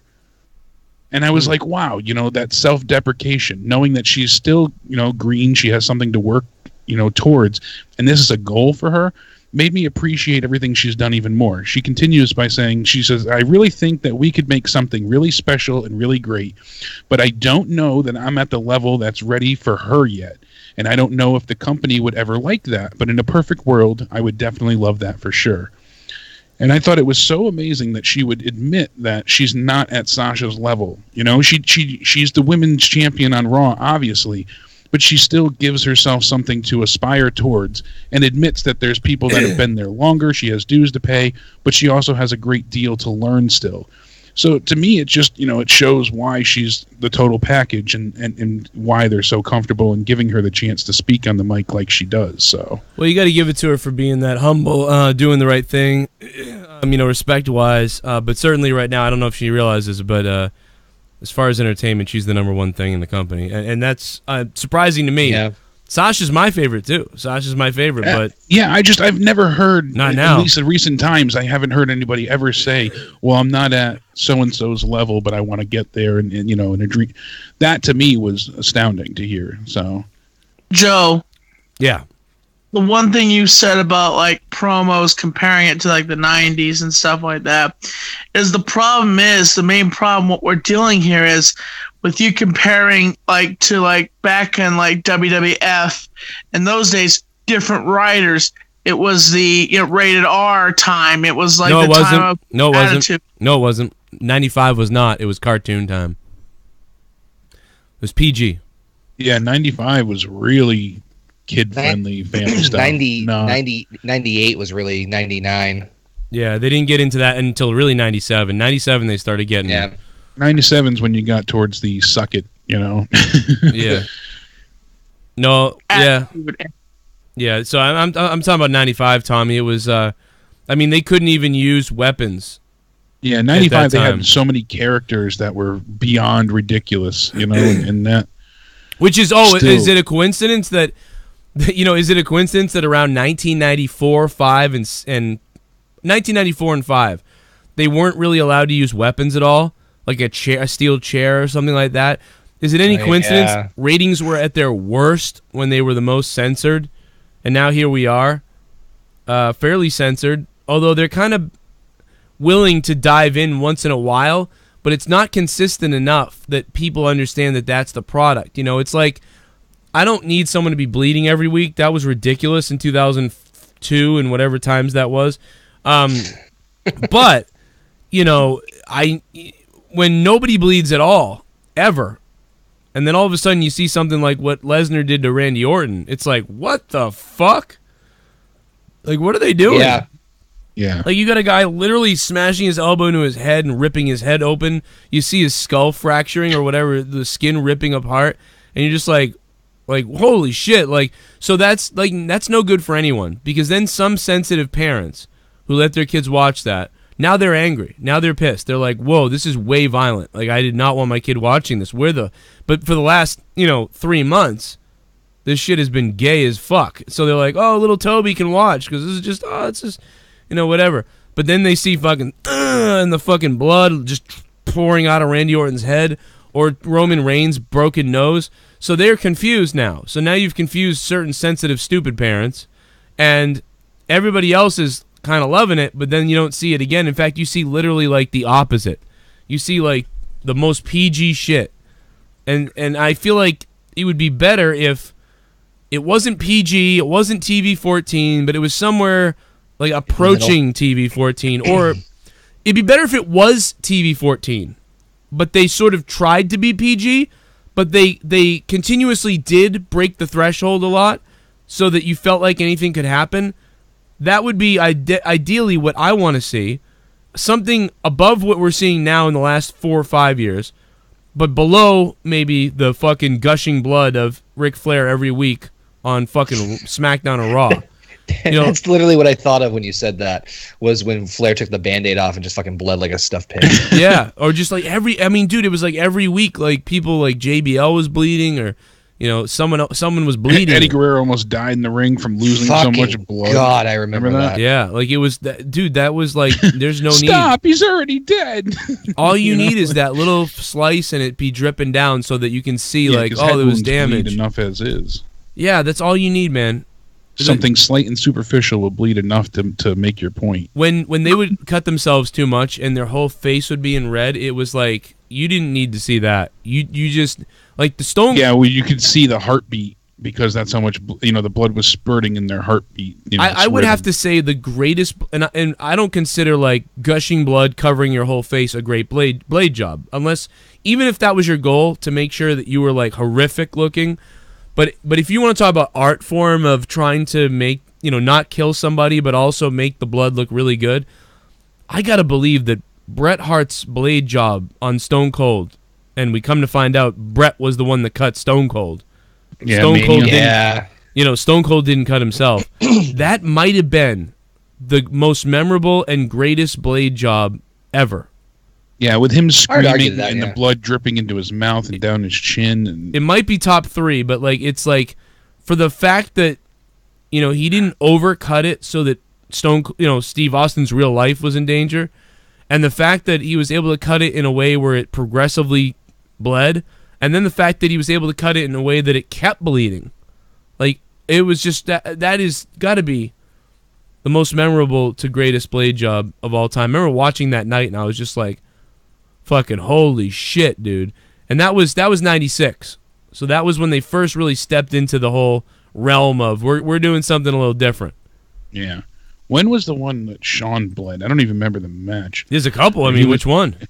Yeah, I know. But there was one when he had his return. It was past 02, and he was bleeding so profusely. I mean, it was. There's one with Triple H. There's one where Triple H and him in Hell in a Cell are fucking. Ravaged. It might be what I'm thinking of, and I mean, like everything is covered, his entire body, and just all of it. Like the blood was everywhere. That was you get to fucking those crazy. points, it's like just so unnecessary. What match was it where Cena really got busted open? I was trying to remember the I think JBL match. Judgment Day of 05. Yep. Yeah, that that's one right. was like insane. I kind of watched the on a DVD. I watched about that match, and I was just like, "Holy crap!" Yeah, that one was. Yeah, that but was Joe, the you made a craziest great job. point before. You said something that's a perfect tie-in to one of the topics I wanted to address tonight. I sent it to the writers' room before. WWE had, you said it perfect. For months and months, it's like, oh, okay, this is great for my 5-year-old to watch. Then all of a sudden, Orton gets busted open by Brock, and the kids are crying like, "Mommy, he killed him." Yeah. Well, the WWE account themselves today, they tweeted out that women's wrestling is turning my son into a feminist. It was, yeah, not exaggerating at all. They linked to an article on Romper, and the whole thing was so ridiculous. But the actual tweet from them went ahead and said the women's evolution in WWE is all about the next generation. And then the article they linked to, the title of the article is "Women's Wrestling is Turning My Son into a Feminist." Now, when you actually read the article, that's a total clickbait title. It really doesn't have anything to do with feminism at all. But that's just, they wanted people to be outraged and then get the clicks. Obviously, it was sensationalized. But the author of this, Chrissy, whatever her name was, she's trying to make the point that her 5-year-old is now watching wrestling. She started watching it because her husband watched it. She got into it. Now her 5-year-old watches it, and she appreciates the fact that he has strong female characters to look up to. It's not just him and he pronouns anymore. He's into the feminine side of things. They don't have the outdated gender roles that they used to have. Now the women are headlining pay-per-views, and he wanted to be like Ronda Rousey as much as he wanted to be like Roman Reigns. Fine. I understand that, but there's certain things in the article that triggered the hell out of me, because I really can't stand when, you can't have boys' toys and girls' toys, those kind of parents. My fiance's partner has one of those where her son he wanted something from McDonald's. It was like Transformers or something like that, and she wouldn't let him order the boys' Happy Meal. They're like, "Do you want it for a boy or a girl?" "Oh, you can't do that, and you just whatever you give him is fine." He's like, "But I want the Transformer." I hate that stuff. That's retarded. I mean, dude, the article just needed to be, it's good. But when you click on the site, it just says my kid loves WWE, and I'm okay with it because women's wrestling is teaching him something radical. It's not radical. It's just women's wrestling. Exactly. When I was a 10-year-old, I was a fan of Alundra Blaze. I didn't become a feminist. I liked Alundra Blaze. I liked her when I was 10. And this is nothing new. Guys have been a fan of women's wrestling for ages now, and they've had equal opportunity for. When we were kids, we played as Laura Croft, and not just been. Certainly, she had big hooters and shit like that. But there's other female characters. Like when I was a kid, I loved Sigourney Weaver as Ripley. I had her character, and I thought she was awesome in Alien. I didn't become some feminist psycho. Exactly. I mean, but the fact that they had to tweet it out as women's wrestling is turning my son into a feminist was so ridiculous. How about if you teach your kids to respect everybody, you won't need TV to do that. I just grew up. Women are great, men are great. Sometimes women are good at something, sometimes men are good at something. Sometimes I want to watch a guy do something versus sometimes I want to watch a girl do something. That's just, if you're just raised normal, you'll have your own tastes and you'll be open to it, and that's about it. You don't need the fucking TV to teach you to be anything. You need the TV parent, though. You know that, because they even make comments in here like, we're all about Full House-inspired talks and long hugs. But I don't even allow Nerf guns, she says. He can watch, certain things he wants, but violence, not so much. But you're letting him watch wrestling and talking about how he's, hitting you with moves out of the corner. But violence isn't allowed. So she wants this kid to be feminized or something, but then she won't let her kid be masculine, which is what he is. So you're fucking going against his literal biological urgencies. And that's not to say, like, go out and beat people up with a bat. But, you know what I mean? Boys are naturally, most boys, not all boys, some boys are different. A lot of boys can be different.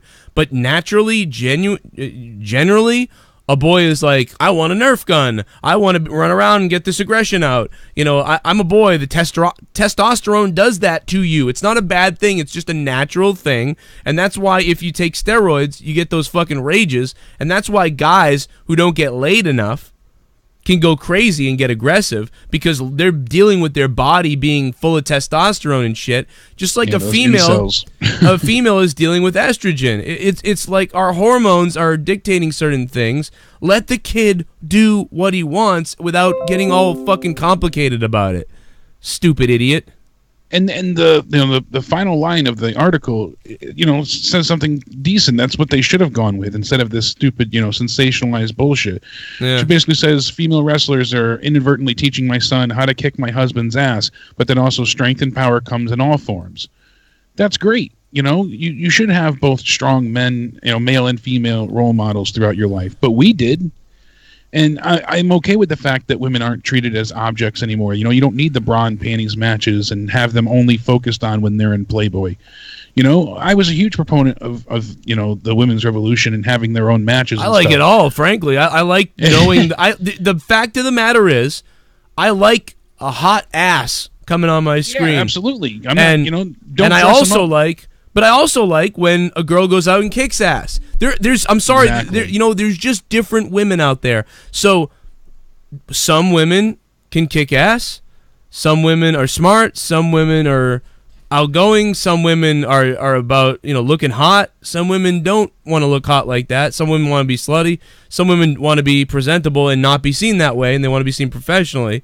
Just like some men are smart engineers, and some men are dorky computer designers. Some men are athletes. Some men are like alpha males who want to be like MMA dudes and be ripped and walk with sandals and shirtless t-shirts at the beach, whereas another guy wants to wear a button up and be a little bit more casual or a little bit more, fucking whatever. So it's just like everybody is different. Who cares? Like, it's just like these...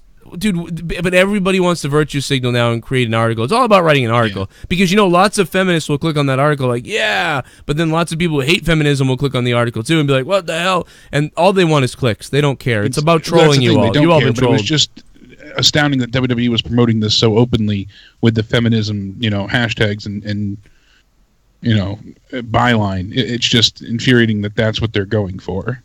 Yeah, I mean, everybody's just different, and they're powering the female revolution. That's all fine, but SmackDown gets a 2.08, viewership this week. My God! But that's what they're focused on. These clickbait. We said articles. 1.9, right? I think I was saying it's going to be a 1.9 soon. Yeah, the lowest so far this year was a 2.01, and that was July 3rd, I believe. And that was, obviously they blame 4th of July, blah blah blah. Yeah. But still, this was only going up against, the election? That didn't matter because last week it was like a 2.1, I believe. All those excuses don't work because in the past, all those things have happened on the same night as well, and we didn't have these ratings. So yeah, CJ Chrome sent it to us before. They got a 2.08 this week. Yeah, good job. Half the arena wasn't filled in the UK. Yeah, and how about that, Connor? You see that? You see the tarps? Yeah, bloody hell. You see? I mean, dude. I don't think we've ever seen that ever. Not internationally, no. I mean, it blew my mind that it was that bad internationally because they always sell out the UK shows and the overseas show because they're not there often. People want to see them live. They want to go ahead and have them be shown. So let's play a couple donations. See where we're at. Super chat. You're gonna find me dead. You're gonna find me dead. Ryan McBerry. Ryan, thank you, man, for the donations, dude. I appreciate it. Thank you so much, dude. Also, Casey Rose upped her pledge on Patreon from $2 to $5. So, Casey in the chat, thank you, Casey, for going up to $5. Now you get 30 hours of bonus content a month on Patreon. Anybody else that signs up for Patreon tonight, I'll make to give you a shout-out on the show. And a few more shout-outs to go for the executive producers. Super Chat Party. I'm tired of them putting chemicals in the water that turns the freaking frogs gay. Turns the freaking frogs gay. Turn them all gay. I'm sick of this crap. I'm sick of this crap. Frog Kid, thank you for the 537, Frog Kid. How you doing, buddy? Thanks for the super chat, man.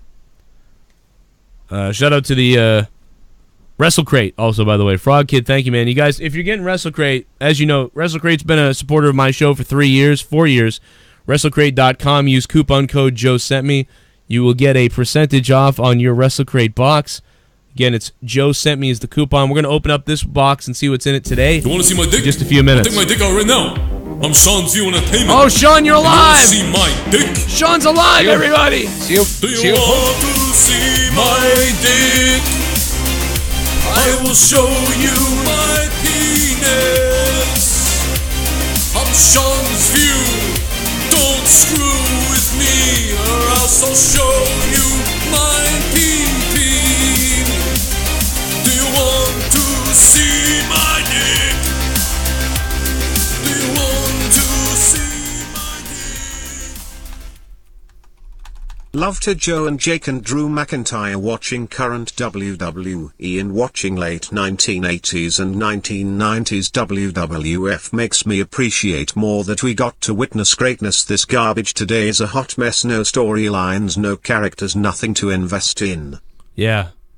It's hard to invest in anything. It's all discombobulated, and it just doesn't connect. Jim Kays, thank you, Jim. Shout out to you two for being a big patron. Super Thanks, Jimmy. Party. Here's Ryan again. Let's beast with Rakan Bra. Love the show, fam. Kill myself, do it. Ryan McBarry, let's beast, brah. Where's that fucking clip? I don't even know if I have it anymore. My thing crashed a minute ago. God damn it, Ryan. Thanks for all the donations, Ryan. You are keeping the show alive. Where's the beast? There it is. Let's beast with Recon, bruh. Brah. Ryan, thanks, man. Okay, so real quick, I want to shout out to all the people who have donated over $3,000 to the show lifetime. Got our executive producer list down below. We got Brian Himmelfarb, fucking Justin McNeil, DMOON, The Bear, 1322, Gorilla Strong, Nikki T, The Goon, Schleppy, TNA Better Than WWE, LukeNDfan, NullDeath, ABELsalasJR, Bad Omen 666, WoolhatDemon, Shell, AruShinchu, and Lemon. Thank you guys for being badass long times. If I left anybody off or I messed anything up with that, please make sure you message me either on Twitter, certainly on Patreon, on patreon.com/Joe Cronin Show. Gonna open up this box in a minute, but we got a couple more wrestling takes here real quick. Also want to shout out to the associate producers of the Joe Cronin Show. Anybody who's an active $25 patron and up, you guys are making this show possible, of course, and that is Justin McNeil at the top with $100 a month. Yeah! All WWE does is nothing. Vince McIntyre #cuck your ass. Man, Captain Small Ones. Thank you, Captain Small Ones, for the 316. I don't know if anybody's seen this, but Captain Small Ones is now on Twitter. We don't know whatever happened to Captain Big Ones, but Captain Small Ones is here. So it's pretty amazing. Captain Small Ones, we love you. Also, more associate producers, Justin McNeil, Jim Kays, Frog Kid, BigBadAds, Sav King, V2ofDoom VITO, Brian Himmelfarb, Marz Mira, Coop the Comedian, The Bear, Cameron Sinclair, Tyler Lewis Floyd, Nicky J, and SoCom Kastle. There might be a couple more we got to shout out at some point. We'll figure that out then. But let's go to the phones. 339-226-6610. This is Out of Nowhere, episode 127. And we got ourselves some motherfucking Aaron. Aaron's 2 cents is on the phone. What's up, Aaron? Well, I'm back after not watching Crown Jewel, and I watched your review, and I died laughing at how you were laughing at it. Oh, man. But, yeah, I tweeted at you Tuesday night watching Nikki Cross. Since when the hell did she tap out? I just can't believe she tapped out on that. She's going to go away and come. They're going to bring her back like that never happened, and that's what they feel. They feel like when she comes up in a month or 2 months, they'll just, that didn't happen, right? Yes, the fuck it did. Nice try. They can say that if they want to. Yeah, it happened. They'll book her so strong at the beginning probably that, they'll figure that didn't happen. But you know what they say about us smarks? We don't know how to let shit go, so we know, so they're going to try to act like we didn't see what we saw. Sorry, we saw it. Oh, yeah. I was also calling to wonder, do any of you watch Being the Elite? Oh yeah. Yeah. I'm always behind on it, but I'm not up to date with their most recent last two. So. Well, I don't want to spoil anything for you, but I've been reading reports, and I watched Wrestle Talk, and they say like Kenny Omega's unhappy in New Japan. Do you think maybe if he loses at Wrestle Kingdom, maybe? I don't know when. I think Wrestle Kingdom's before the Rumble. So if he loses, maybe. Yeah, it's before the Rumble. Yeah, because we go through this every year with Kenny Omega. I think this will be year number 3 where we're like, oh man, is he going to show up at the Rumble? Because you remember, what was it, 2 years ago? He had to say, I won't be there. Do not get excited. I think his contract is up after the Rumble. I could be wrong though. Yeah, because he signed a big one. It was like, oh well, there goes. Who the hell do you really want him here? No, I mean, kind of in this area. I mean, there's no Roman right now, and he would probably be okay since there's no Roman. I mean, he's sick, God forbid, but I was like, if there was ever a time for Kenny Omega, it would be right now. Who the hell else are you going to build? He could come in right now and be champion. No one would have a problem with it. He's tailor-made, ready to go. Oh, man, there's no Roman, so you can't bury him. Brock's not going to be here full-time, so go ahead and put the belt on him and see what the hell happens. It's almost like when AJ came in. Just see what happens with him. Do you think he's really going to get over, though, with the casuals? Are they going to know what the hell's going on with him? No, but hell, if you're over, you can get over with these people. Just the Terminator thing will get him over. Enough people in the crowd, that's fine. He'll be all right. I don't know. I'm just a little bit concerned, man. I don't want to see anybody up here. I feel like they could destroy anybody. I feel like this company... That's what I feel like. Yeah. I feel like with like the way that you remember the earlier thing? Like, we just rattled off very easily a bunch of people who were failed in NXT. Do we really, I mean, don't get me wrong, it's going to be cool. If they go to NXT, it'd be fucking awesome to see some of the matches they get in there. But as soon as they up the main roster, it's like, fart in church. I mean, I want to see Kenny Omega versus Adam Cole in NXT. Hell yeah. I wouldn't mind watching that. Sign me up for a jizz contest, but I don't want to see them go up to the main roster unless the main roster starts actually booking people and writing stuff the right way. I mean, it would be a better option, you guys, right? It would be clearly the better option for them to go to NXT because you can just go Undisputed Era versus the Elite because they're now not Bullet Club anymore. They're just the Elite now, so go ahead and do something like that, I guess. But me personally, I was like, I kind of want to see them, but I'm worried like you guys are, but I was like, at this point, what the hell else do we have to lose? I was like, there's really nothing else. Them. That's what we have to lose if they come over to WWE. Them, but hell, I'm just trying to find something to keep me interested to want to keep watching WWE. And right now, he's at the top of my list. I was like, I kind of want you to come over. I just want to see what will happen. If it looks bad, then I'll be like, all right, get the hell out. But they'll offer him such a big deal. I'm sure if he comes over, he'll be like, look, I don't want to be treated like I'm shit. If I am, I'm leaving. I'm pretty sure they're smart enough to do something like that. I don't know. It's a tough one. I mean, again, I'd love to see them in certain situations and certain matches. Don't get me wrong, but the way shit's been, that other guys have been booked, I don't want to see them anywhere near WWE, even if it's for the NXT run. I just don't. I don't want to see it because I just know what the end result's going to be. I don't know if you guys know about this. And by the way, Aaron's 2 cents, man. I love you, bro. Keep it up, man. I hope Atlanta does better, man. I'm always thinking about your Atlanta teams down there. Jake the Snake Roberts is going to be on Joe Rogan's podcast. I mean, I need to watch that. Sign me up to jizz. Yes. That's going to be great, man. I mean, I hope it's going to be great. I just retweeted this. A lot of people have been sharing this video. A lot of people sent it to me. A lot of people have been sharing it with me. And it's this 2K glitch. You've probably seen it by now because it's so ridiculous. Is that the one you retweeted? Yes. With Taker and I don't want to spoil it. It's fucking hilarious. I mean, look at this, guys. You're gonna do it right now. There's no better time than the present. Oh wow! What's that thing? Now, for some reason, the ring has been collapsed. I don't know why that is. I don't know. The briefcase. I don't know what the story behind the ring already being collapsed is. It's a feature in the game. And to start that way, though. He's ready to go. The champion's No, it's like a oh my god moment. This is a threat of Mr. Money in the Bank. It must have fallen down when Brock got in the ring. Look at the Undertaker. Oh my god.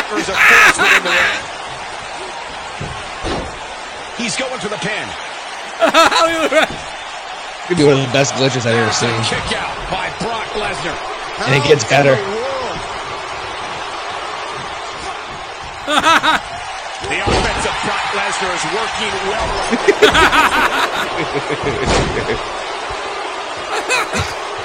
Wait, this is the part I like. Oh my god.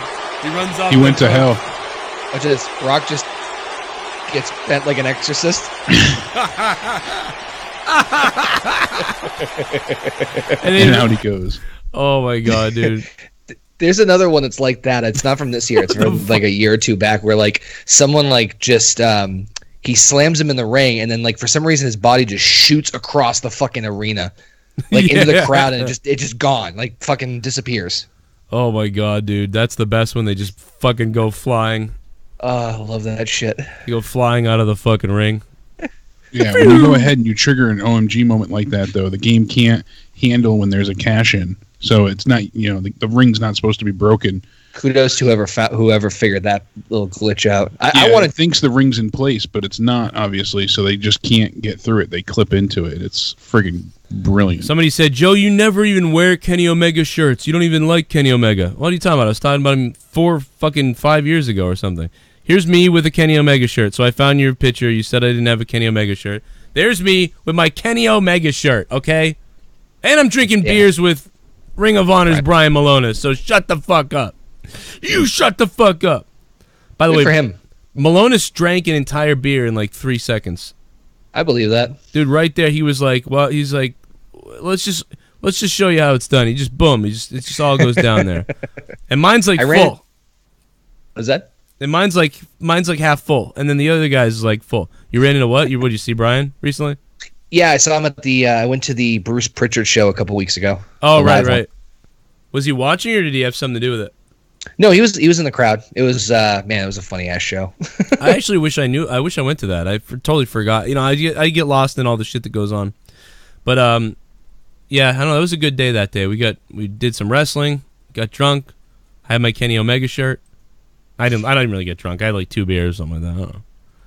But yeah, it's always fun, man. Malonis, I'm so happy. Liar, you're pissed drunk at every show. Yeah, you're right. I'm fucking walking every around show drunk. You go to, you're pissed drunk with your beer hat on, yelling at Ryback. I certainly had my necklace with me, as always. There it is. Got the necklace. That's how you can find him in a crowd. Yeah, just look for this fucking necklace.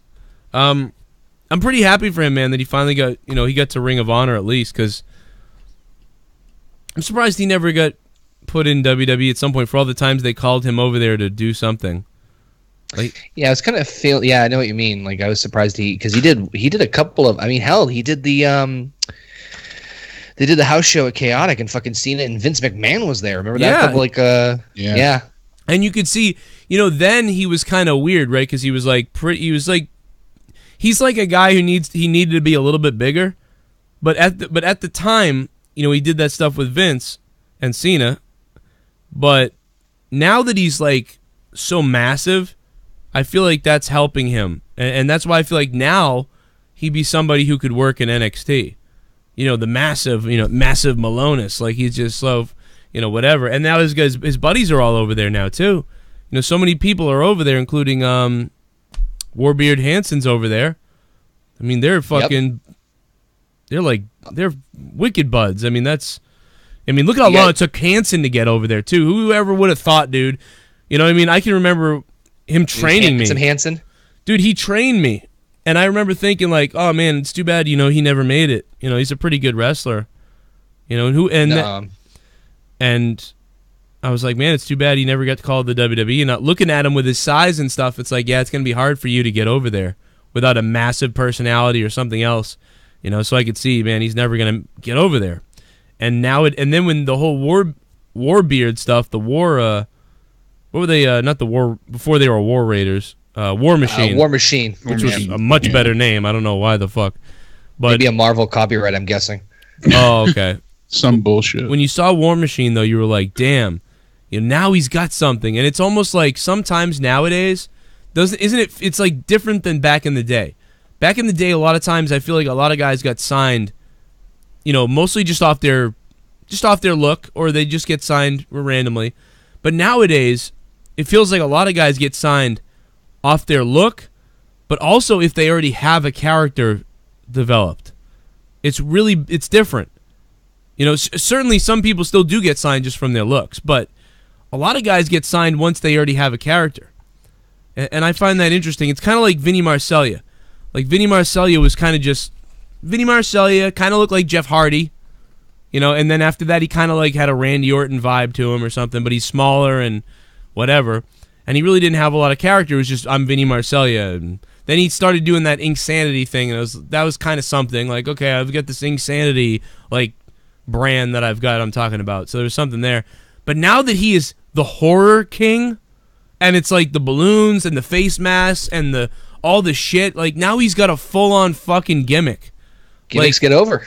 And that gets over, and I think it gets you noticed. So it's weird. It's weird how you need to really put something together. And some guys, it takes forever to do it. It took, I mean, Marseglia 8-9 years maybe to do that. Hansen, when did War Machine start? You know, it took that took 12 years. This guy was. I mean, I remember he was Handsome Johnny Hansen. Yeah, that's when right. He first started, and then he morphed, and then he did the whole thing with War Machine in Japan and Ring of Honor, and then just blew up from there. So I mean, you're right. It is kind of funny how like they find their groove, they find the niche, and they explode in their personality. But I think that I think WWE is also smart of that too. But it's like, oh hey, they realize, I think, the power of the independents and the power of like how people can carry a fan base and momentum with them now, right, from the indie scene. And I mean, because I can't think of anyone who has been recently signed from NXT, from who has had major indie success, who's had to change their gimmick. I can't think of anyone. Yeah, like they've had the same gimmick roughly. I can't think of any. Like, I think of like Ricochet, Adam Cole, Matt Riddle, Keith Lee, Finn Balor. Even I can't think of anybody else. Nakamura, who they haven't changed the gimmick. Whereas before, it's like, hey, it's so and so, but he's being repackaged as this, pal. Yeah, that's a Vince move right there for sure. That's you're right though. Yeah, it's true. It's Super Chat Party. Fam, where the hell is Hank Hill? Oh, damn it. I'm up on this, I'm in the bathroom masturbating to pictures of Bobby. Look at his balls, just like mine. One night I was sleeping with Peggy, and damn it if she didn't squeeze my snake too hard, and I started bleeding out my asshole. Narrow urethra. Narrow. Oh, I don't know. I can't. My voice is so fucked up. I can't do them right now. Dude, I'm still coughing like a maniac. I probably am dying. I don't know. Yeah, after everything. Oh, Super Chat Party. God. Pitching a new series, Joe, The Ballad of Joe Dog. You know, Ryan, they took away that Cease and filter. desist on that one. That filter's gone on Facebook, so I can't use the filter. So sad. That was fucking hilarious. Yeah, I even, someone sent me a filter app, and I forget who it is, but thank you to that person. I really wish I could shout you out. I totally forget who it was. I could remember them if I saw their icon, but they sent me a filter app, and even that filter app doesn't have that perfect face, so I can't do Joe Dog. I want to do Joe Dog, but I can't. So that sucks. Super Chat. Super Chat. Connor, we need more of Drew. What you vapping, Jake? I don't know what the fuck he's vapping. What is he vaping with there? You know, in Ireland, we don't vape. We beat the fuck out of people. Thank you, Ryan. We smoked their ass. We smoked their ashes. It's Gram Slam, baby. That's what's up. And if they're Protestant, we throw them up. No, I'm just kidding. A gram slam is when I Claymore kick your grandmother right in the fucking face. Chris Crooks, thanks for the $2, man. Chris Crooks. I don't think. Hey, Granny. Chris, I think it's got to be above $3 to play. But I do see that you donated $2, Chris. Thanks, man. The Chris Crooks. If you're cheap, it don't play. I don't know why it lets you donate under 3. It should tell you, nope, it's got to be at least 3. But it doesn't do that for some dumbass reason. We're going to play some PUBG. Who wants PUBG? I think it was Perez, that guy that sent you the filter. Yeah. You said you wanted to shout him out. KO is like his, is it called Snap Camera? Yeah, Snap Camera. Yep, whoever that was. Yeah, it was him. so Kemuel Perez, I believe, is the one that told you to download it. So, dude, why you gotta say ugly N-word humor? Like, what the fuck does that even mean, bro? Why do you gotta say that?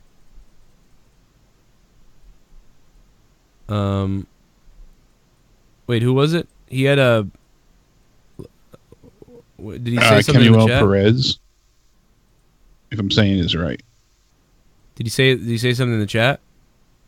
No, I got a message from a while ago about the snap filter. Yeah, man, it was that. Yep, that was the program. It's pretty awesome, but yeah, it's cool like, to have the.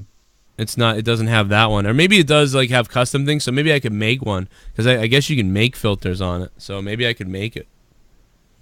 That would be cool. One last thing I wanted to bring up. It said what really happened. Jake, that we missed that you had down? Yeah, what really happened during Vince McMahon's meeting with China before she left?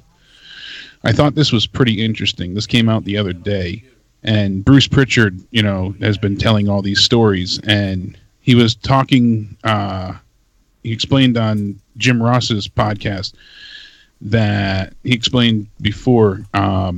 He said that she told Vince what she wanted, and she asked for almost 4 times what she was making at the time.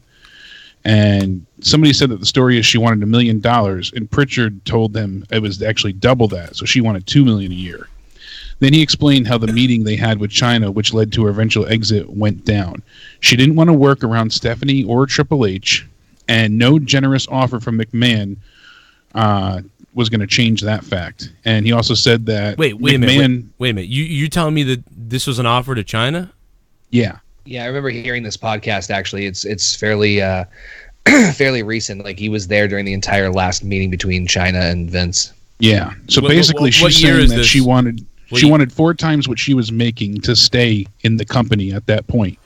Right. And Vince made her a very generous offer, and she said to double that. And she said on top of that, she would refuse to work with Stephanie or Triple H at that point in time. And she said no generous offer from McMahon would cut it. She wouldn't bend to work with Stephanie and Triple H. And he goes on to say, Vince told us that he couldn't do what she was asking. He made a very fair offer to her, and he offered her a deal, more money than she was making by far, and a guarantee that was more than she was making the year before. He said it was above and beyond what she had been making, and had the situation been different, he wouldn't have offered her this. So knowing what happened between her and Triple H was the reason why he offered her this extra money. Because if it was just a normal situation, he would not have offered her this amount. Wow. She told him what she wanted. She said, I don't think I can work here under those conditions. And Vince told her, that's your choice, but at the same time, you're under contract, and I'll pay you all the way through that. But you also have this offer on the table now. If you're not willing to take that, I understand that too, but it's not an open offer. So basically, either take this offer now that I'm giving you, or I'll pay you till your contract ends and you're done. And she took and that? She didn't take the offer, and that was it. She walked away. So that's how, she exited the company and never returned. And then, unfortunately, she, passed away before she was ever considered for the Hall of Fame. Not that she was going to be, but... Yeah, I don't know. Yeah, it's too bad they didn't do something for her, like, right away. We all knew it. I mean, we were watching her YouTube videos worrying about her. I mean, every video was like, man, she's unhinged. Yeah, it just progressively got worse. And, he says here, we can't help but wonder what kind of story she would have been a part of had she been able to work it out and coexist with her ex-boyfriend and his new girlfriend running the show. So yeah, that would have been really tough, man. That would have been really hard. It's worse than the Matt Hardy thing, even, because like him and it's about the same, I guess. I don't know, but yeah, that was on Ringside News. But it was just it was a fun podcast to listen to. The insight that Pritchard brings, obviously, and it was interesting. So yeah, nobody can give the insight that they can. No doubt, like there's nobody that can do that insight, man. And one of the things that works with him is Bruce has got so much real knowledge. And the other thing about it is that Connor is... you can do custom matches in PUBG now? I don't know. There's custom matches. Public match, custom match, it says. Huh. Ooh. Wow, what the fuck? That could be fun. War mode, death match with respawns. Reach the points goal, accumulate the points within the time. Or, I don't know if custom match means custom with your friends, or... What the hell? I don't know, anyway. There's still no war mode in public mode, though, it looks like. I don't know, I just happened to turn on PUBG and I saw custom match. That's yeah, weird. I haven't even touched that since the last time we played. Yeah, I'm not up to the updates. Somebody had said it on Twitter before that they added some new updates, but I hadn't checked it all out yet. I don't know. It looks like the custom matches are like public though. I don't know. I'm really confused by it. I'm really confused. You can search custom matches. You can join a server in the custom match. Oh, it's really weird. I don't know. You have to take a look at it. It's very bizarre.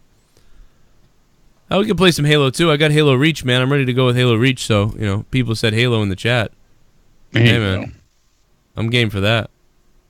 But Connor, anything you wanted to add, man, before we jump over to video games? I'm good on my end. Are you good there? Is Scott McKinnon still here? I got another song for him in a minute. Oh boy.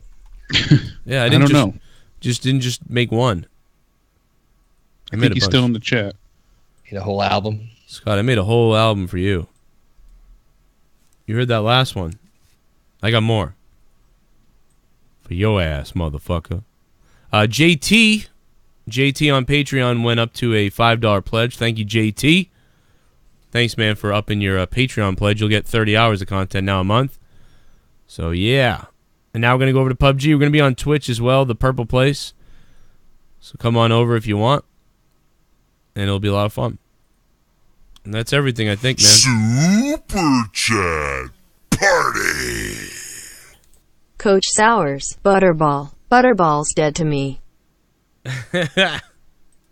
That's Ryan McBarry again, man. Ryan, thanks, bro. Ryan's the all-star tonight, man, with the donations. 316. He's been chiming it in. I'm just trying to get my goddamn Xbox to work. Where's Troy? I also sent Troy a message, but I think he's fucking... I think he might be in his mode of NHL. When he gets in that NHL mode, he's like, oh, I'm playing NHL. And get stuck with it. You're stuck with it. Fucking cunt. Gotta get Connor on PUBG at some point. Yeah, that'd be awesome. I will suck so bad. Just warning That's you now. the point. Yeah. Thanks. Then now I really want you to play. I love it when you suck. Slaughter me. Candy makes you dandy. Just make sure you swallow. Man, I'll tell you, I was listening to, not to go video game mode on everybody, but I was listening to Riker's commentary about Diablo. I've been talking about this on Corrupted and everything. You guys probably heard about how the Diablo just debacle and the fans booing and Blizzard and BlizzCon. Yeah, I've heard about that. Oh god, dude! I mean, dude, I was pissed off. Leah told me, and if I'd been watching that live, I might have broken stuff. Like it might have been the best reaction stream ever had I done a reaction stream to it. Because I'm a big Diablo fan, and Diablo on mobile, dude, get the fuck out of here.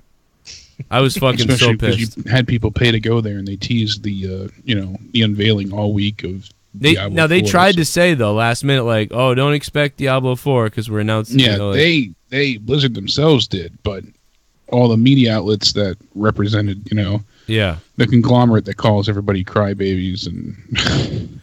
Yeah, I'll call y'all crybabies, but we're gonna basically try to leak out that they're gonna have Diablo 4. Like dumbasses. Now these are the people blaming it on.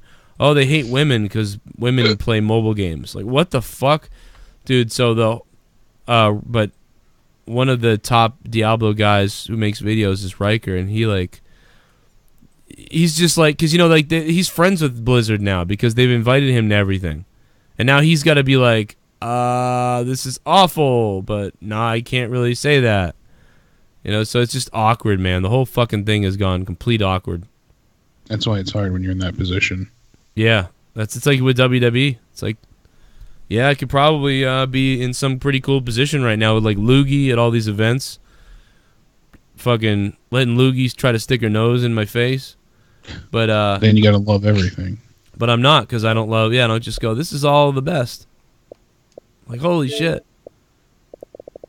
Who's joining us for this shit? Anybody who's joining us for PUBG, hit me up or hit us up on Xbox, because I'm over there now.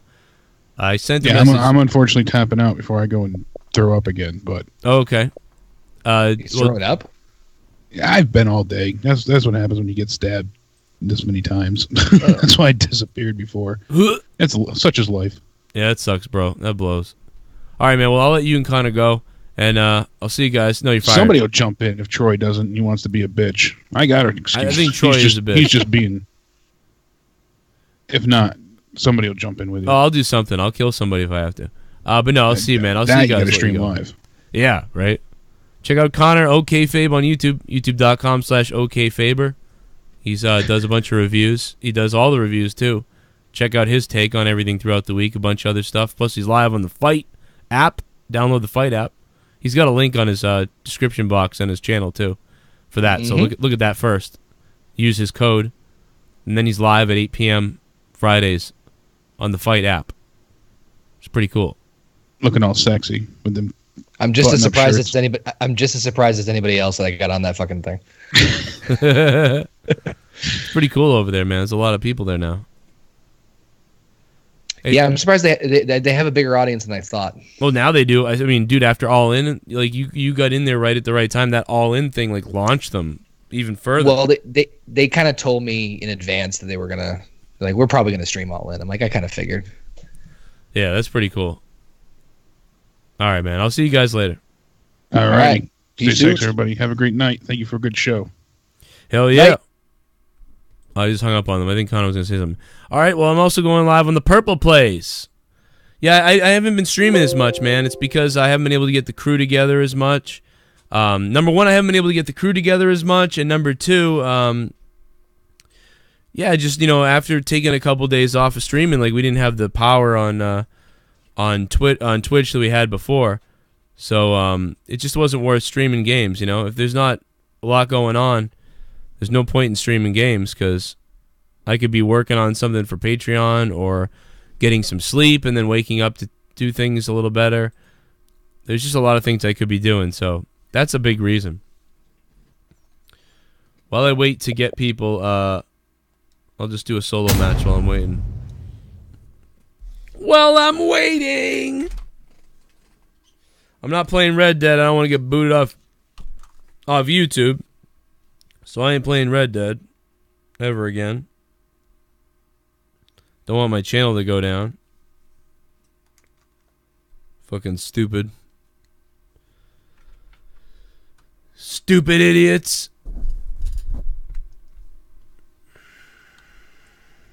Oh, Troy said maybe when I asked him if he wanted to play, so that's a no. Well, it might be a short night, guys. We'll see how I do solo and see how the viewership and whatever the fuck else.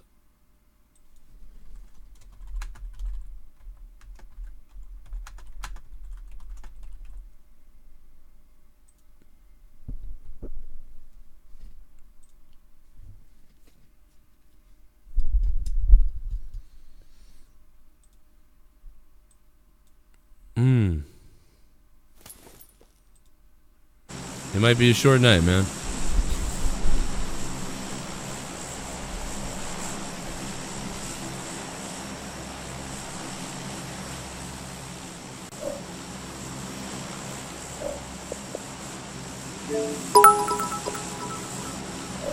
Blue Easy. Oh shit, Blue Easy, what's up? Thank you for the 260 bits. That's going to guarantee at least a game or two. Blue Easy, you're the best. I don't think I'm ever going to land. This, I'm glitching right now. My screen is frozen on this loading screen, but I can hear myself dropping from the plane. So, this isn't good.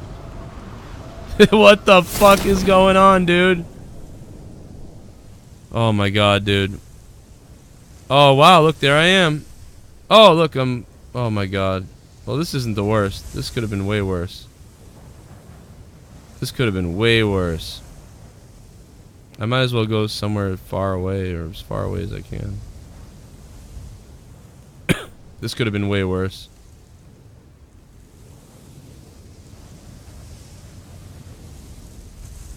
Oh man, there's people parachuting everywhere. I'm never gonna get... I'm gonna have to go really far away. I could have gone to the islands, probably.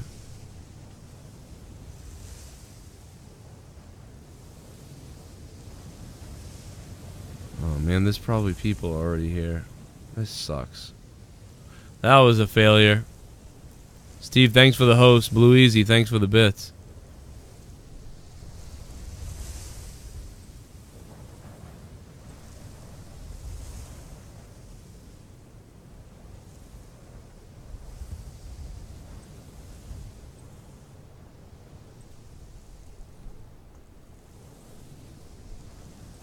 The easy way. I'm just gonna land here, fuck it. Hopefully no one's there, but, you know, I don't know, man. I think landing in the city would be the best because at least there's a chance some of the stuff hasn't been looted.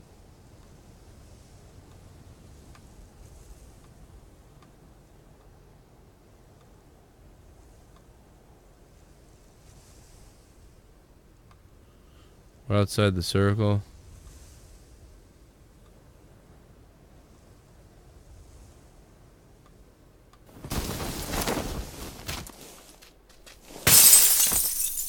I'll have my cam up in a minute.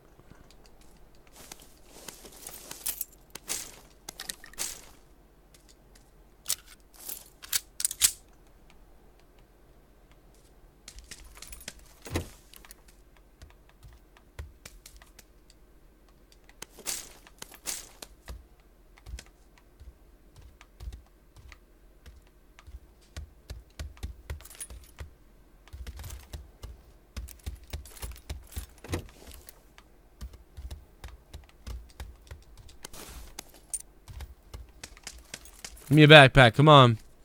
Where's that backpack at? Come on, I need a fucking backpack! Dun, dun, dun, dun, dun. I'm gonna go through the glass, man. When you hear the glass, hit your ass.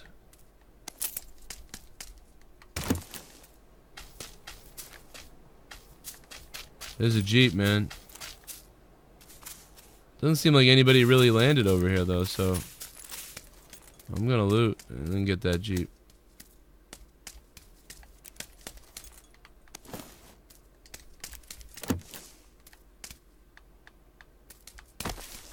What the fuck was that? Someone either just dropped outside or I just got a glitch noise. Sounded like someone dropped outside.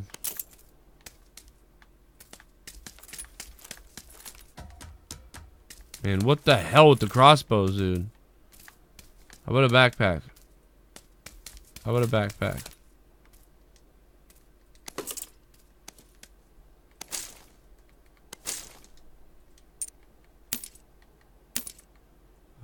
I just don't need that much 9mm right now.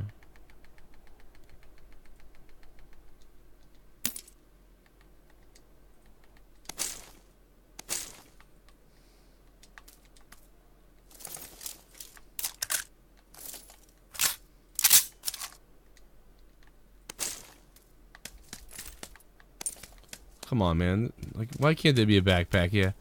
Let's beast, brah. Let's beast, brah.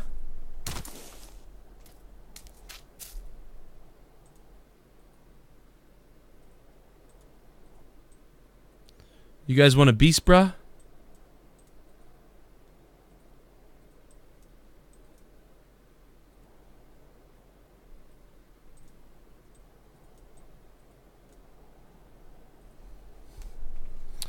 Let's beast, brah.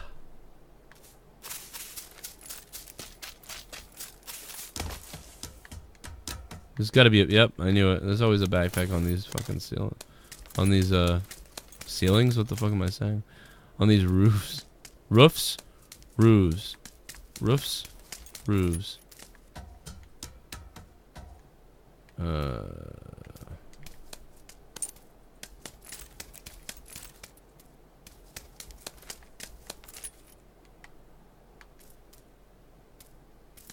Alright. That's not what I wanted to do. Fucking game. Dude, I'm so fucking not... I haven't played PUBG in a little while, so...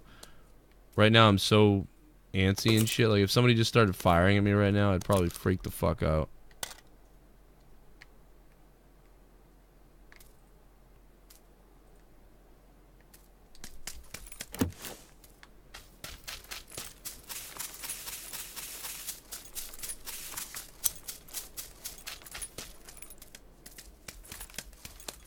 Alright, now we're talking.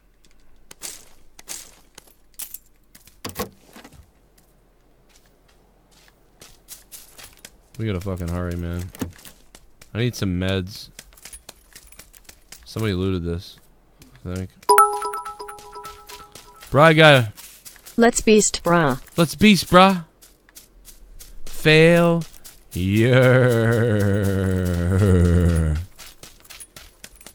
Where's the fucking door to this place?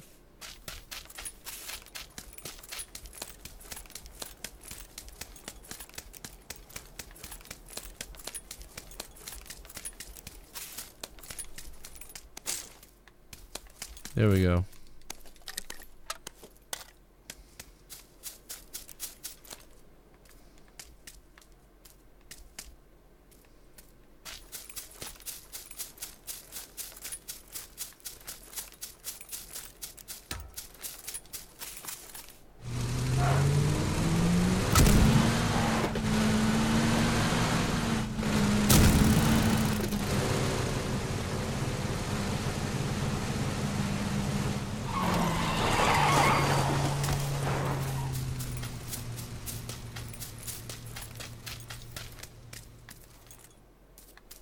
Shit, somebody looted this whole thing already? Fuck. I mean, obviously they did, but I thought nobody really would have came over here once they saw the drop. Fuck. Shit.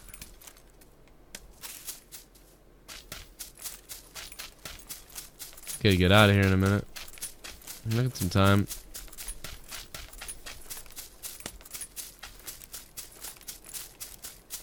Okay, I didn't see that tree earlier.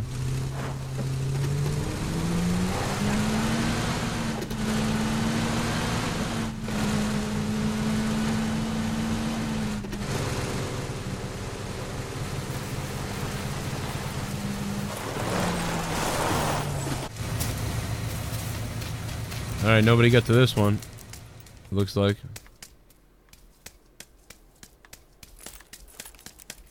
Still not much shit here, though.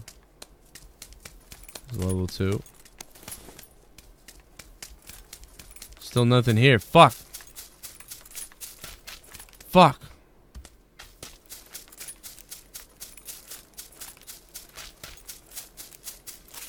At least we got a scope finally, Jesus.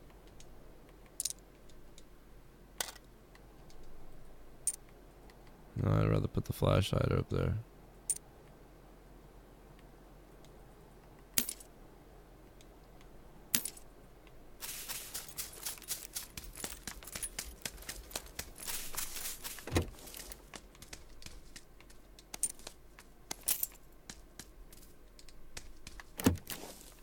Is that a fucking crib? Oh my god, it is. I never noticed a crib in there. What the hell, dude? That's so eerie. I don't know why. Alright, where did I park my car? I gotta get in that car now. Fuck.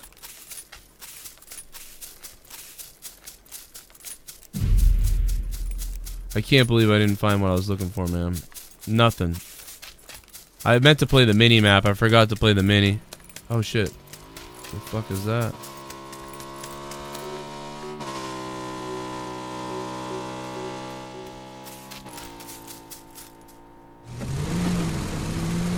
Yeah, the mini would have been way better at looting. This is such a pain in the ass to loot this shit.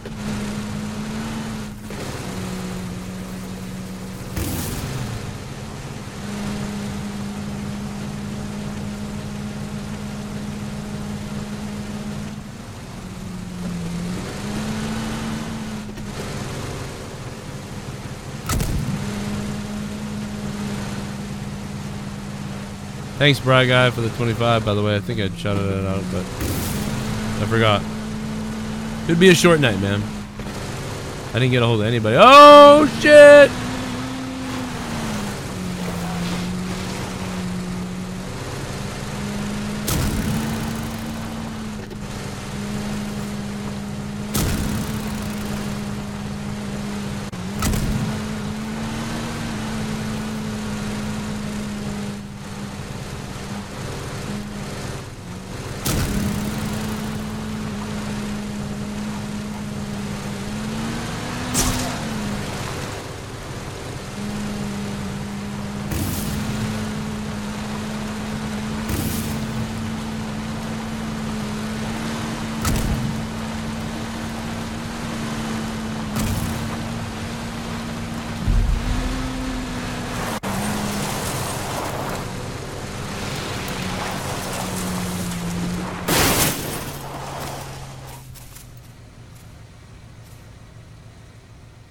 Fucking horrible place to stop.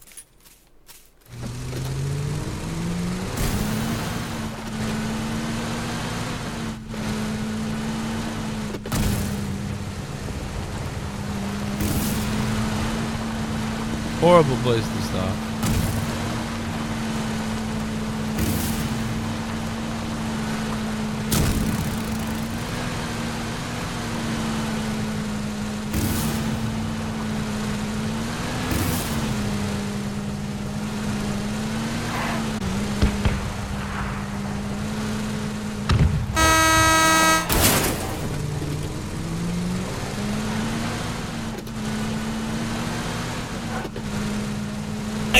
City in Philly, pretty, yo, this whole city, we're gritty, yo, we might eat our own shitty, yeah, eat our own shitty, in the city of Philly we eat shitty, we're gritty as can be, we can survive off our motherfucking own PC, gritty, we're gritty, in Philly, we're gritty, this whole city, we'll eat our own shitty, in Philly, that's why our mascot looks like a Stuck at work just stopping by, show some love.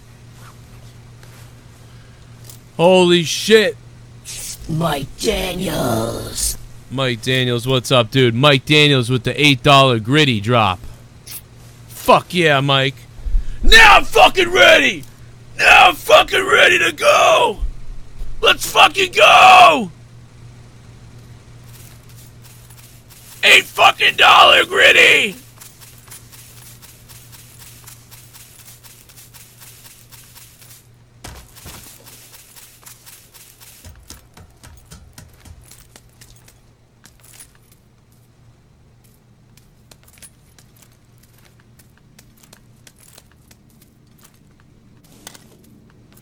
Fucking gritty. So shitty.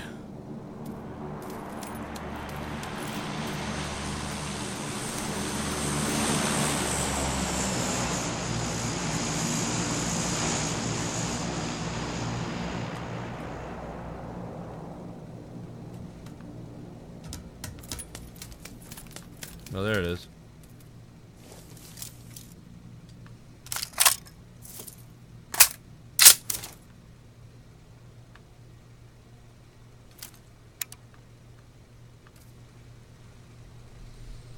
Alright, let's see who the new circle is. I didn't get to the middle like I wanted to go. Mike Daniels, man, thank you for the $8, dude.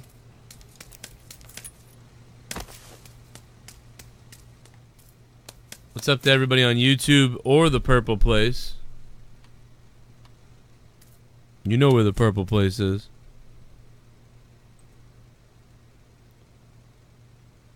Damn, the Purple Place is dead. People wonder why I don't play games anymore. Fucking 10 people watch on the Purple Place. What the fuck happened? We used to have 80 people watching over there all the time. or 100 people. 60? No, that's weird. Fucking dead. He's dead! Alright, I kinda wanna get out of here now. I was gonna stay here, but... Where's the fucking Jeep, dude? Shut the fuck up, Jeep. You're making so much noise. Might as well take that Red Bull, I guess. I wanted to find more. Dude, laser sight? I don't ever remember a laser sight. What the fuck? Where did this come from? What the hell? Like, what does that even do? I feel like that doesn't do anything but tell people... Tells you where you're aiming at them. The fuck? I've never seen laser sight. That's gotta be new.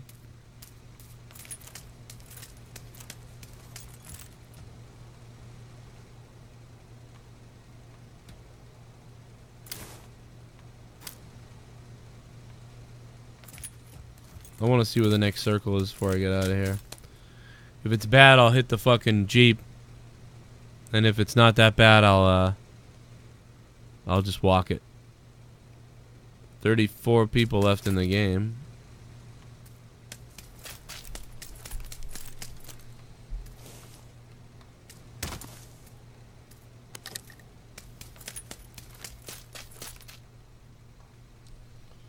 Don't need 2 thumb grips. I don't have anything for a compressor anyway.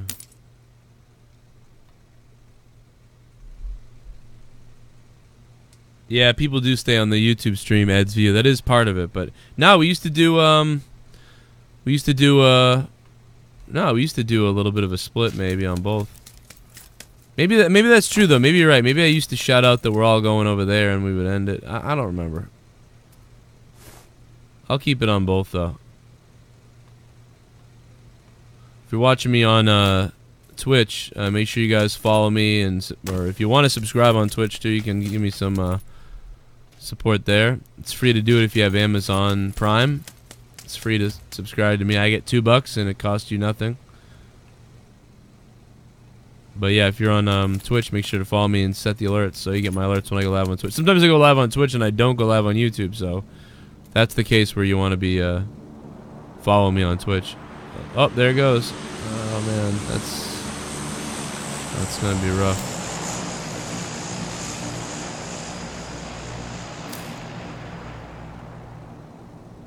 Where's that gonna land? On the edge of that? On the other side of that mountain?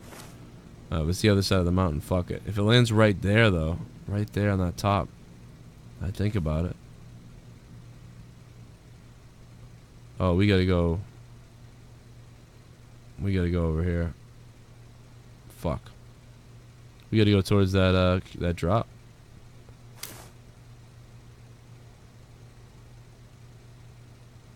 Oh yeah. Oh man. Oh shit. We could hit that. We could totally hit that.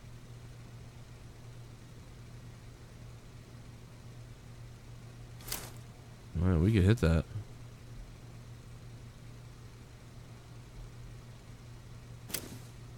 We could hit it, man. Shit, let's do it. I don't know, I make a bunch of noise going over there in the truck, though. Oh.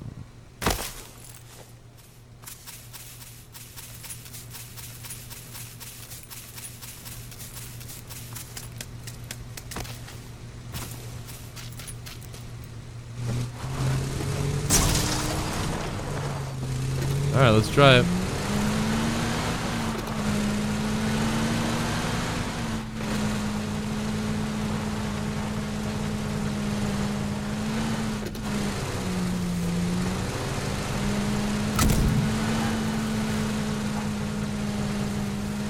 Don't you flip, you piece of shit.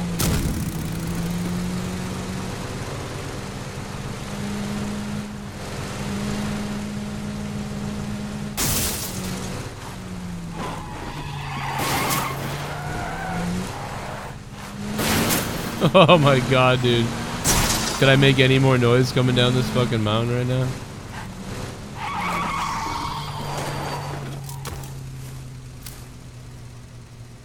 Nobody got to that care package, man. I don't think anybody got to it.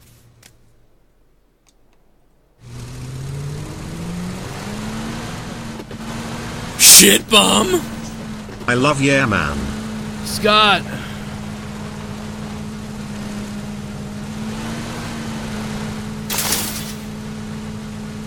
Scott becoming a $5 shit bum. Oh, is that a person right there? Scott, what are you doing though, dude? You shouldn't be dropping money. Oh, there's a guy right there. He wants it too. Scott, you shouldn't be dropping any money, man. I love you too, Scott, though. It's all good, man. I know you got drunk the other night and you made a mistake.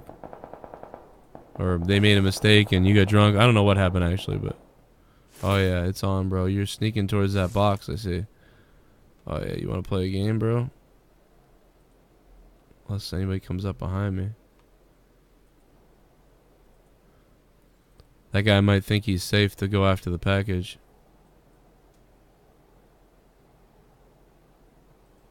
Go ahead, yeah, it's all good. No one's here watching you.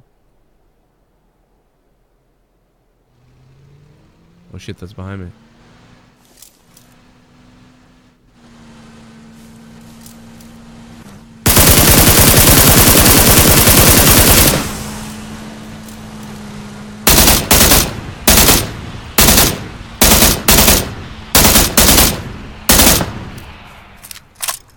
The guy jumped out. Shit, there's people all around me right now. Fuck! Fuck this, I'm out of here. There's people surrounding me right now. Oh, I'm gonna die. Too slow. It's too slow. Too slow. Oh my god. Oh my god. Oh my god. I'm so fucking close to dying. So close to dying. Please don't hit me. Oh my god, get down. Get down, motherfucker.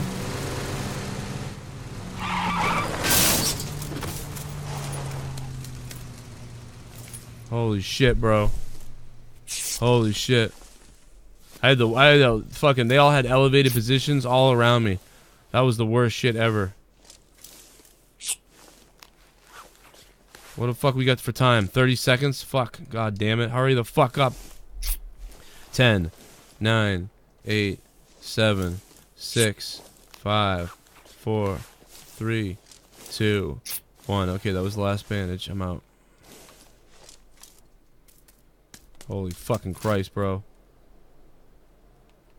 Oh my god, I got a ways to drive. Oh my god, get the fuck in the car, you fuck!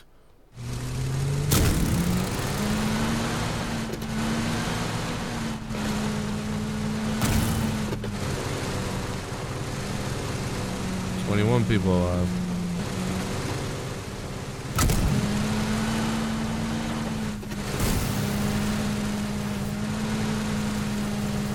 That's what I get for opening fire on a fucking car that goes by and giving myself away.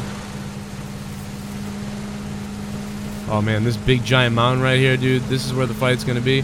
That's where I was. That's actually where I was originally heading too. There's already a guy up there on a. Oh, I gotta ditch this thing like as soon as possible. Gotta ditch this thing as soon as possible.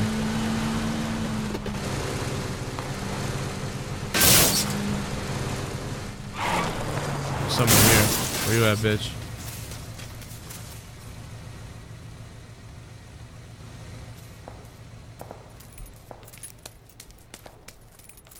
Fuck, I don't want to get killed from behind, man.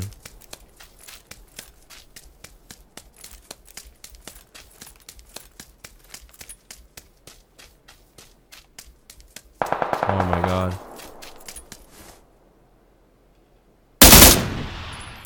Oh fuck! That guy's dead from the guy that killed him.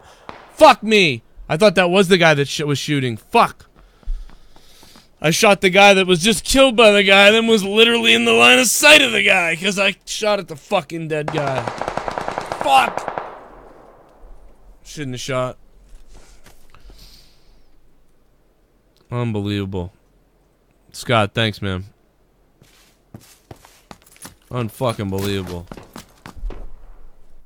I should have hid for a moment. I should have hid and gone up the hill last because everybody was already up at that mountain. So I should have waited till the circle was closing in or something. That was fucking terrible, dude. That was fucking terrible. No kills. Running around like a fucking asshole.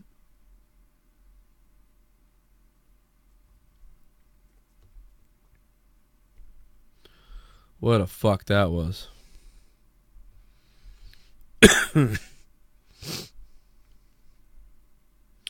Somebody asked if I ever saw the glitch from 2K16. I mean, I saw a lot of glitches.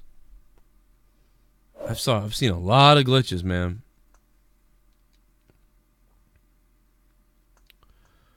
Let's fucking... No, you know what? Fuck this.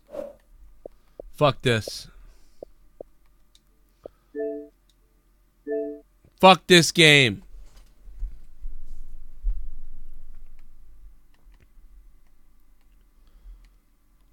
Fuck this. It's time for some fucking... It's time for some Halo Reach, motherfucker. It's time for some Halo Reach.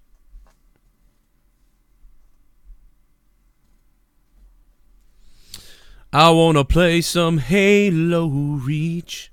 Need a break, you know, need a real quick break from that PUBG game. That running that whole game pissed me off. Oh shit, dude, it's classic. It's 2010 and 2006 and 2008 again. Let's go. Let's see if I'm... dude, I've been so bad at Halo now. I used to be always good at Halo. No matter when I put Halo in, I was not crazy good, but like pretty decent. But ever since fucking PUBG, I've been getting awful at Halo because PUBG fucked up my whole aiming and shit. I don't know.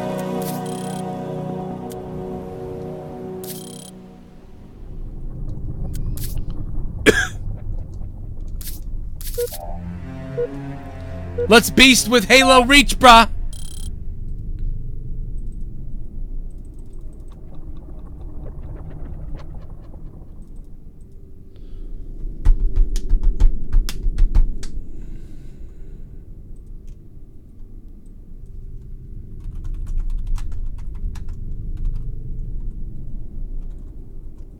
I just changed the title on fucking Twitch.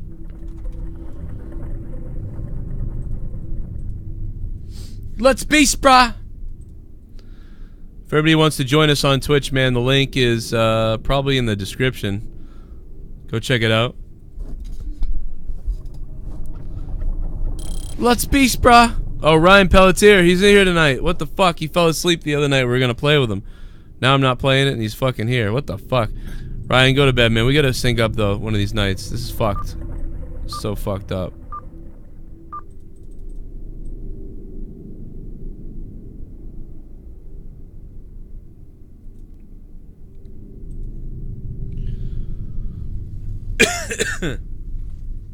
Let's beast, brah! Slayer on sword base, brah! Let's go!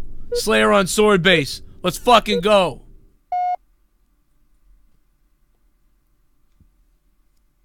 These guys are all probably nasty.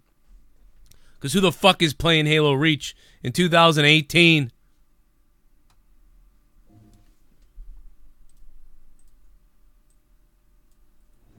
Slayer. There's the old voice I love. Slayer. None of that fucking Slayer. Fucking shit.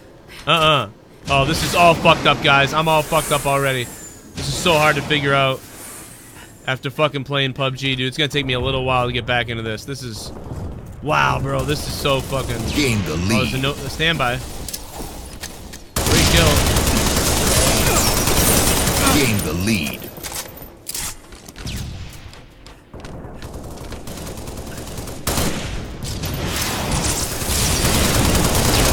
Got him.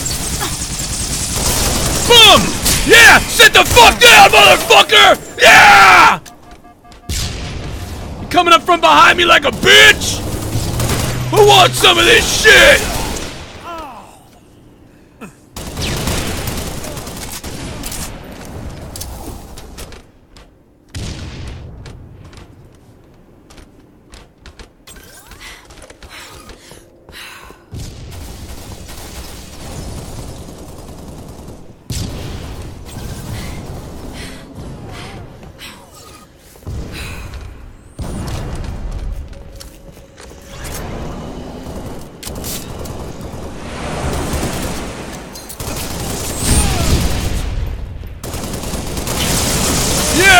him! You want Needler, bitch? Yeah, come get Needler!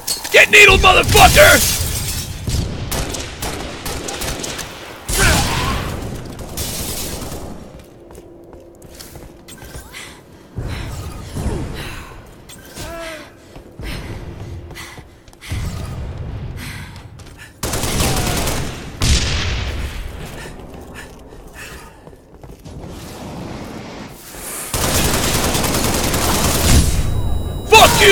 Yeah! Oh, kablooey! My teammate got you, baby. My teammate got you. Oh, it's like riding a bike.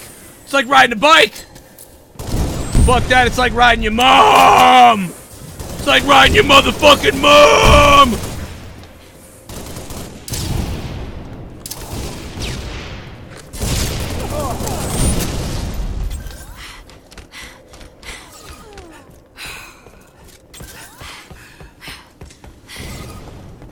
Oh, yeah. I smell dog shit. It's your face.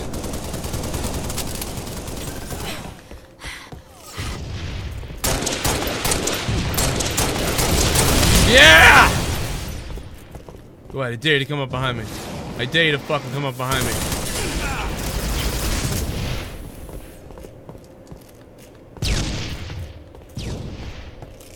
Come on up behind me. Come on up behind me. I dare you to come up behind me. Come on up behind me.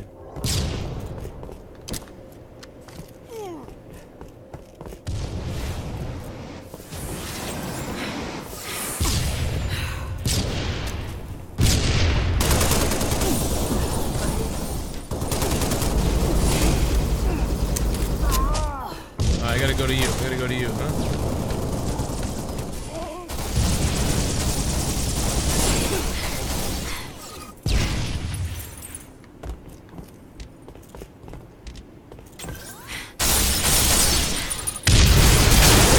Ah, you fucking lucky bastard! Oh, you so lucky! Oh man, you are so lucky. I wanted that shotgun in your face.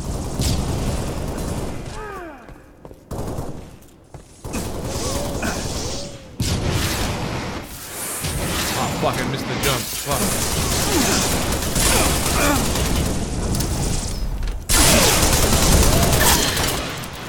Oh, he's around the corner. Yeah, nice grenade. Oh, see you later. Fuck.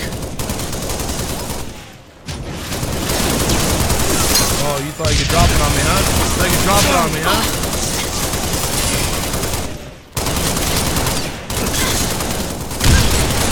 Yeah! Eat shit and die!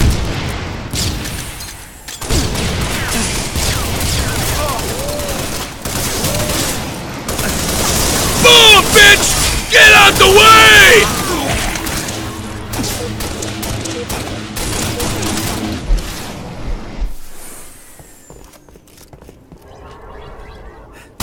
Run, Forrest!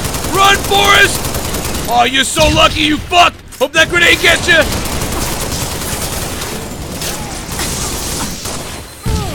Yeah! Yeah!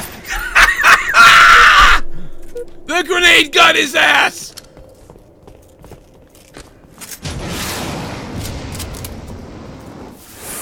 That fucking grenade followed him like herpes, bro.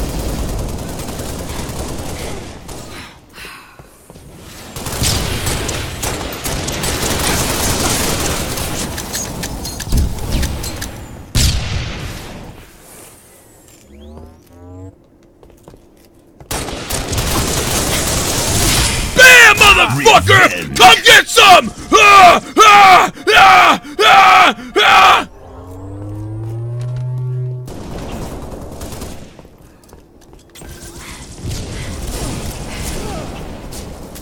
Oh, now it's really on! Now it's really on!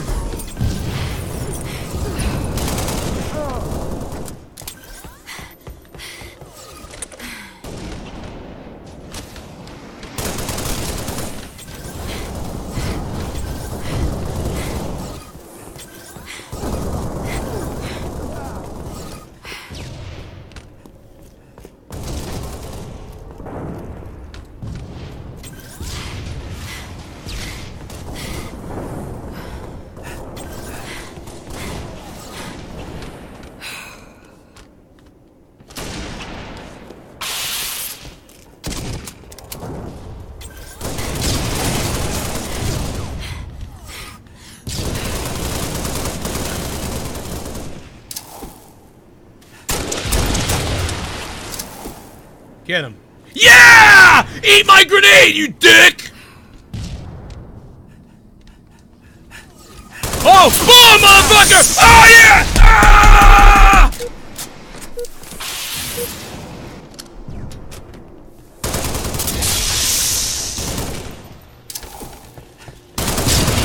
Oh, fuck, get the sword, guys, right there! It's right there!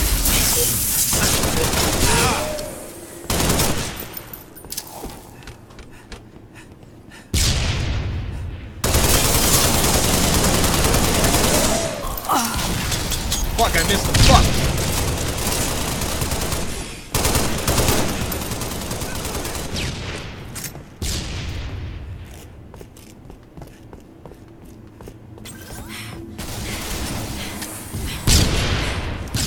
Game. Yeah, baby. Suck my ass, blue team. Suck my ass, blue team. Now that's Halo, baby. Fuck PUBG.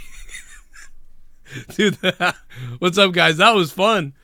Welcome back to fucking real fucking shooters.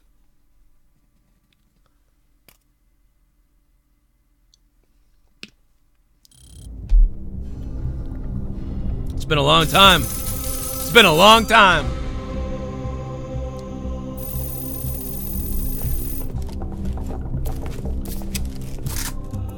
What did I do? I didn't do very well. I did 7-7. Not bad for coming back. 7-7. The rest of my team did good. 8-7, 17-4, 18-8. Not bad for coming back. I don't think I should have played with these same guys. Maybe I should have. What's up? I should leave my party, right? Yeah, man. Everyone's gonna taste me after this one. Yeah, it was alright. I was just excited to play.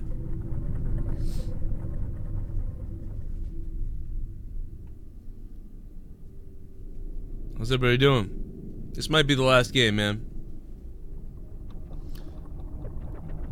Yeah, Halo 6 is gonna be a ways away. Yeah, that sucks, but at least it's happening.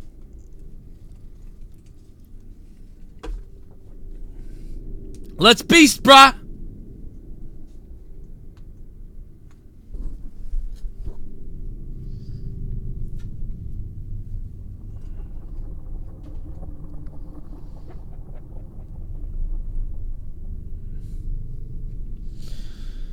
Oh.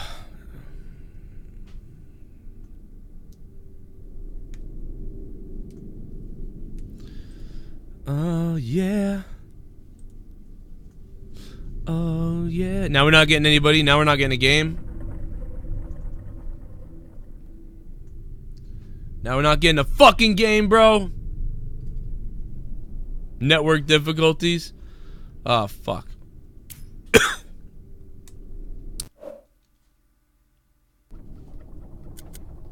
Oh, it's starting up without me. Ah, fuck it. All right, let's get out of Halo Reach. Let's try, I went 7-7. Not bad for Halo Reach in the first time in a long time. Let's go to Halo Master Chief Collection. Hey, Leah. Want to see it? No. Why? I don't know. I'm just talking to you. Just trying to talk to you, Leah. Huh. She don't care.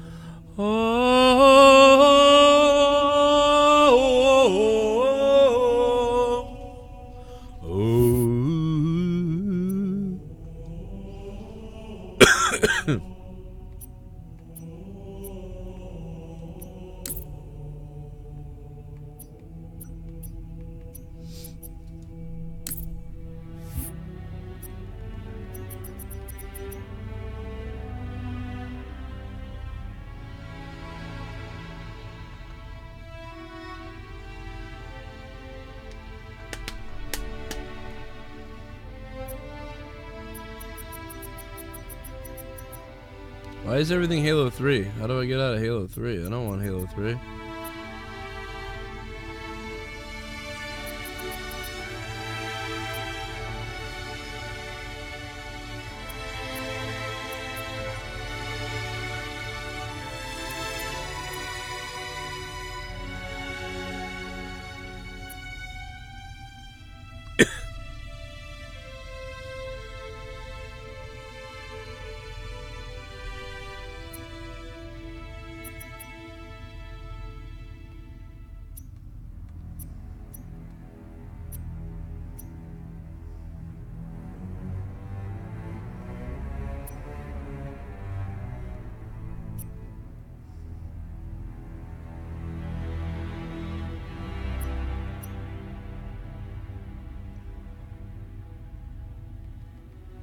I don't like these fucking...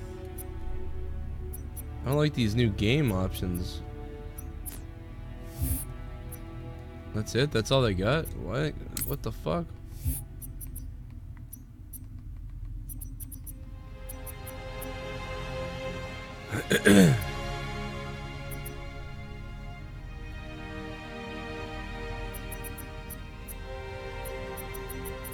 Why isn't there a Lone Wolves and Olive? I want Rumble Pit. Ah, fuck it. I'll go big team for now, I guess. What the fuck?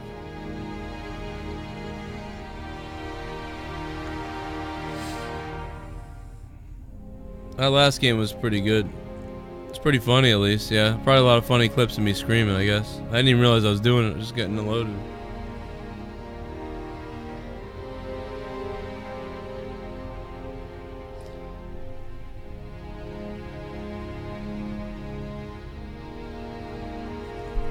What? Oh.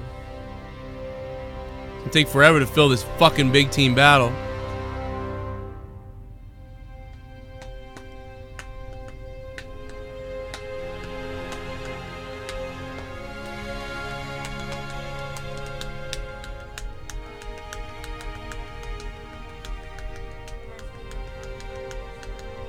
Nope.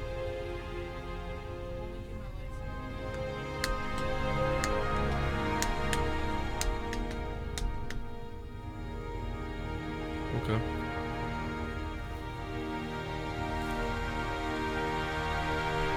Oh my god, dude, what the fuck? Waiting. Waiting. Well, I think it's probably time to call it a night anyway. This is fucked. Oh.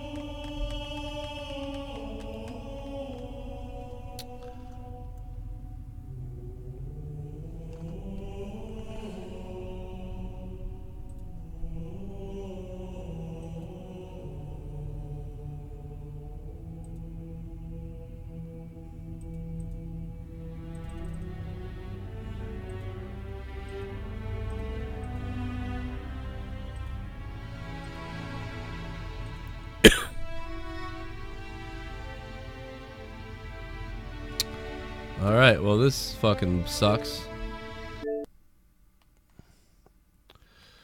Well, that's about all I can take. It's a quiet night, and the video games don't want to load either, so it's about all I can deal with.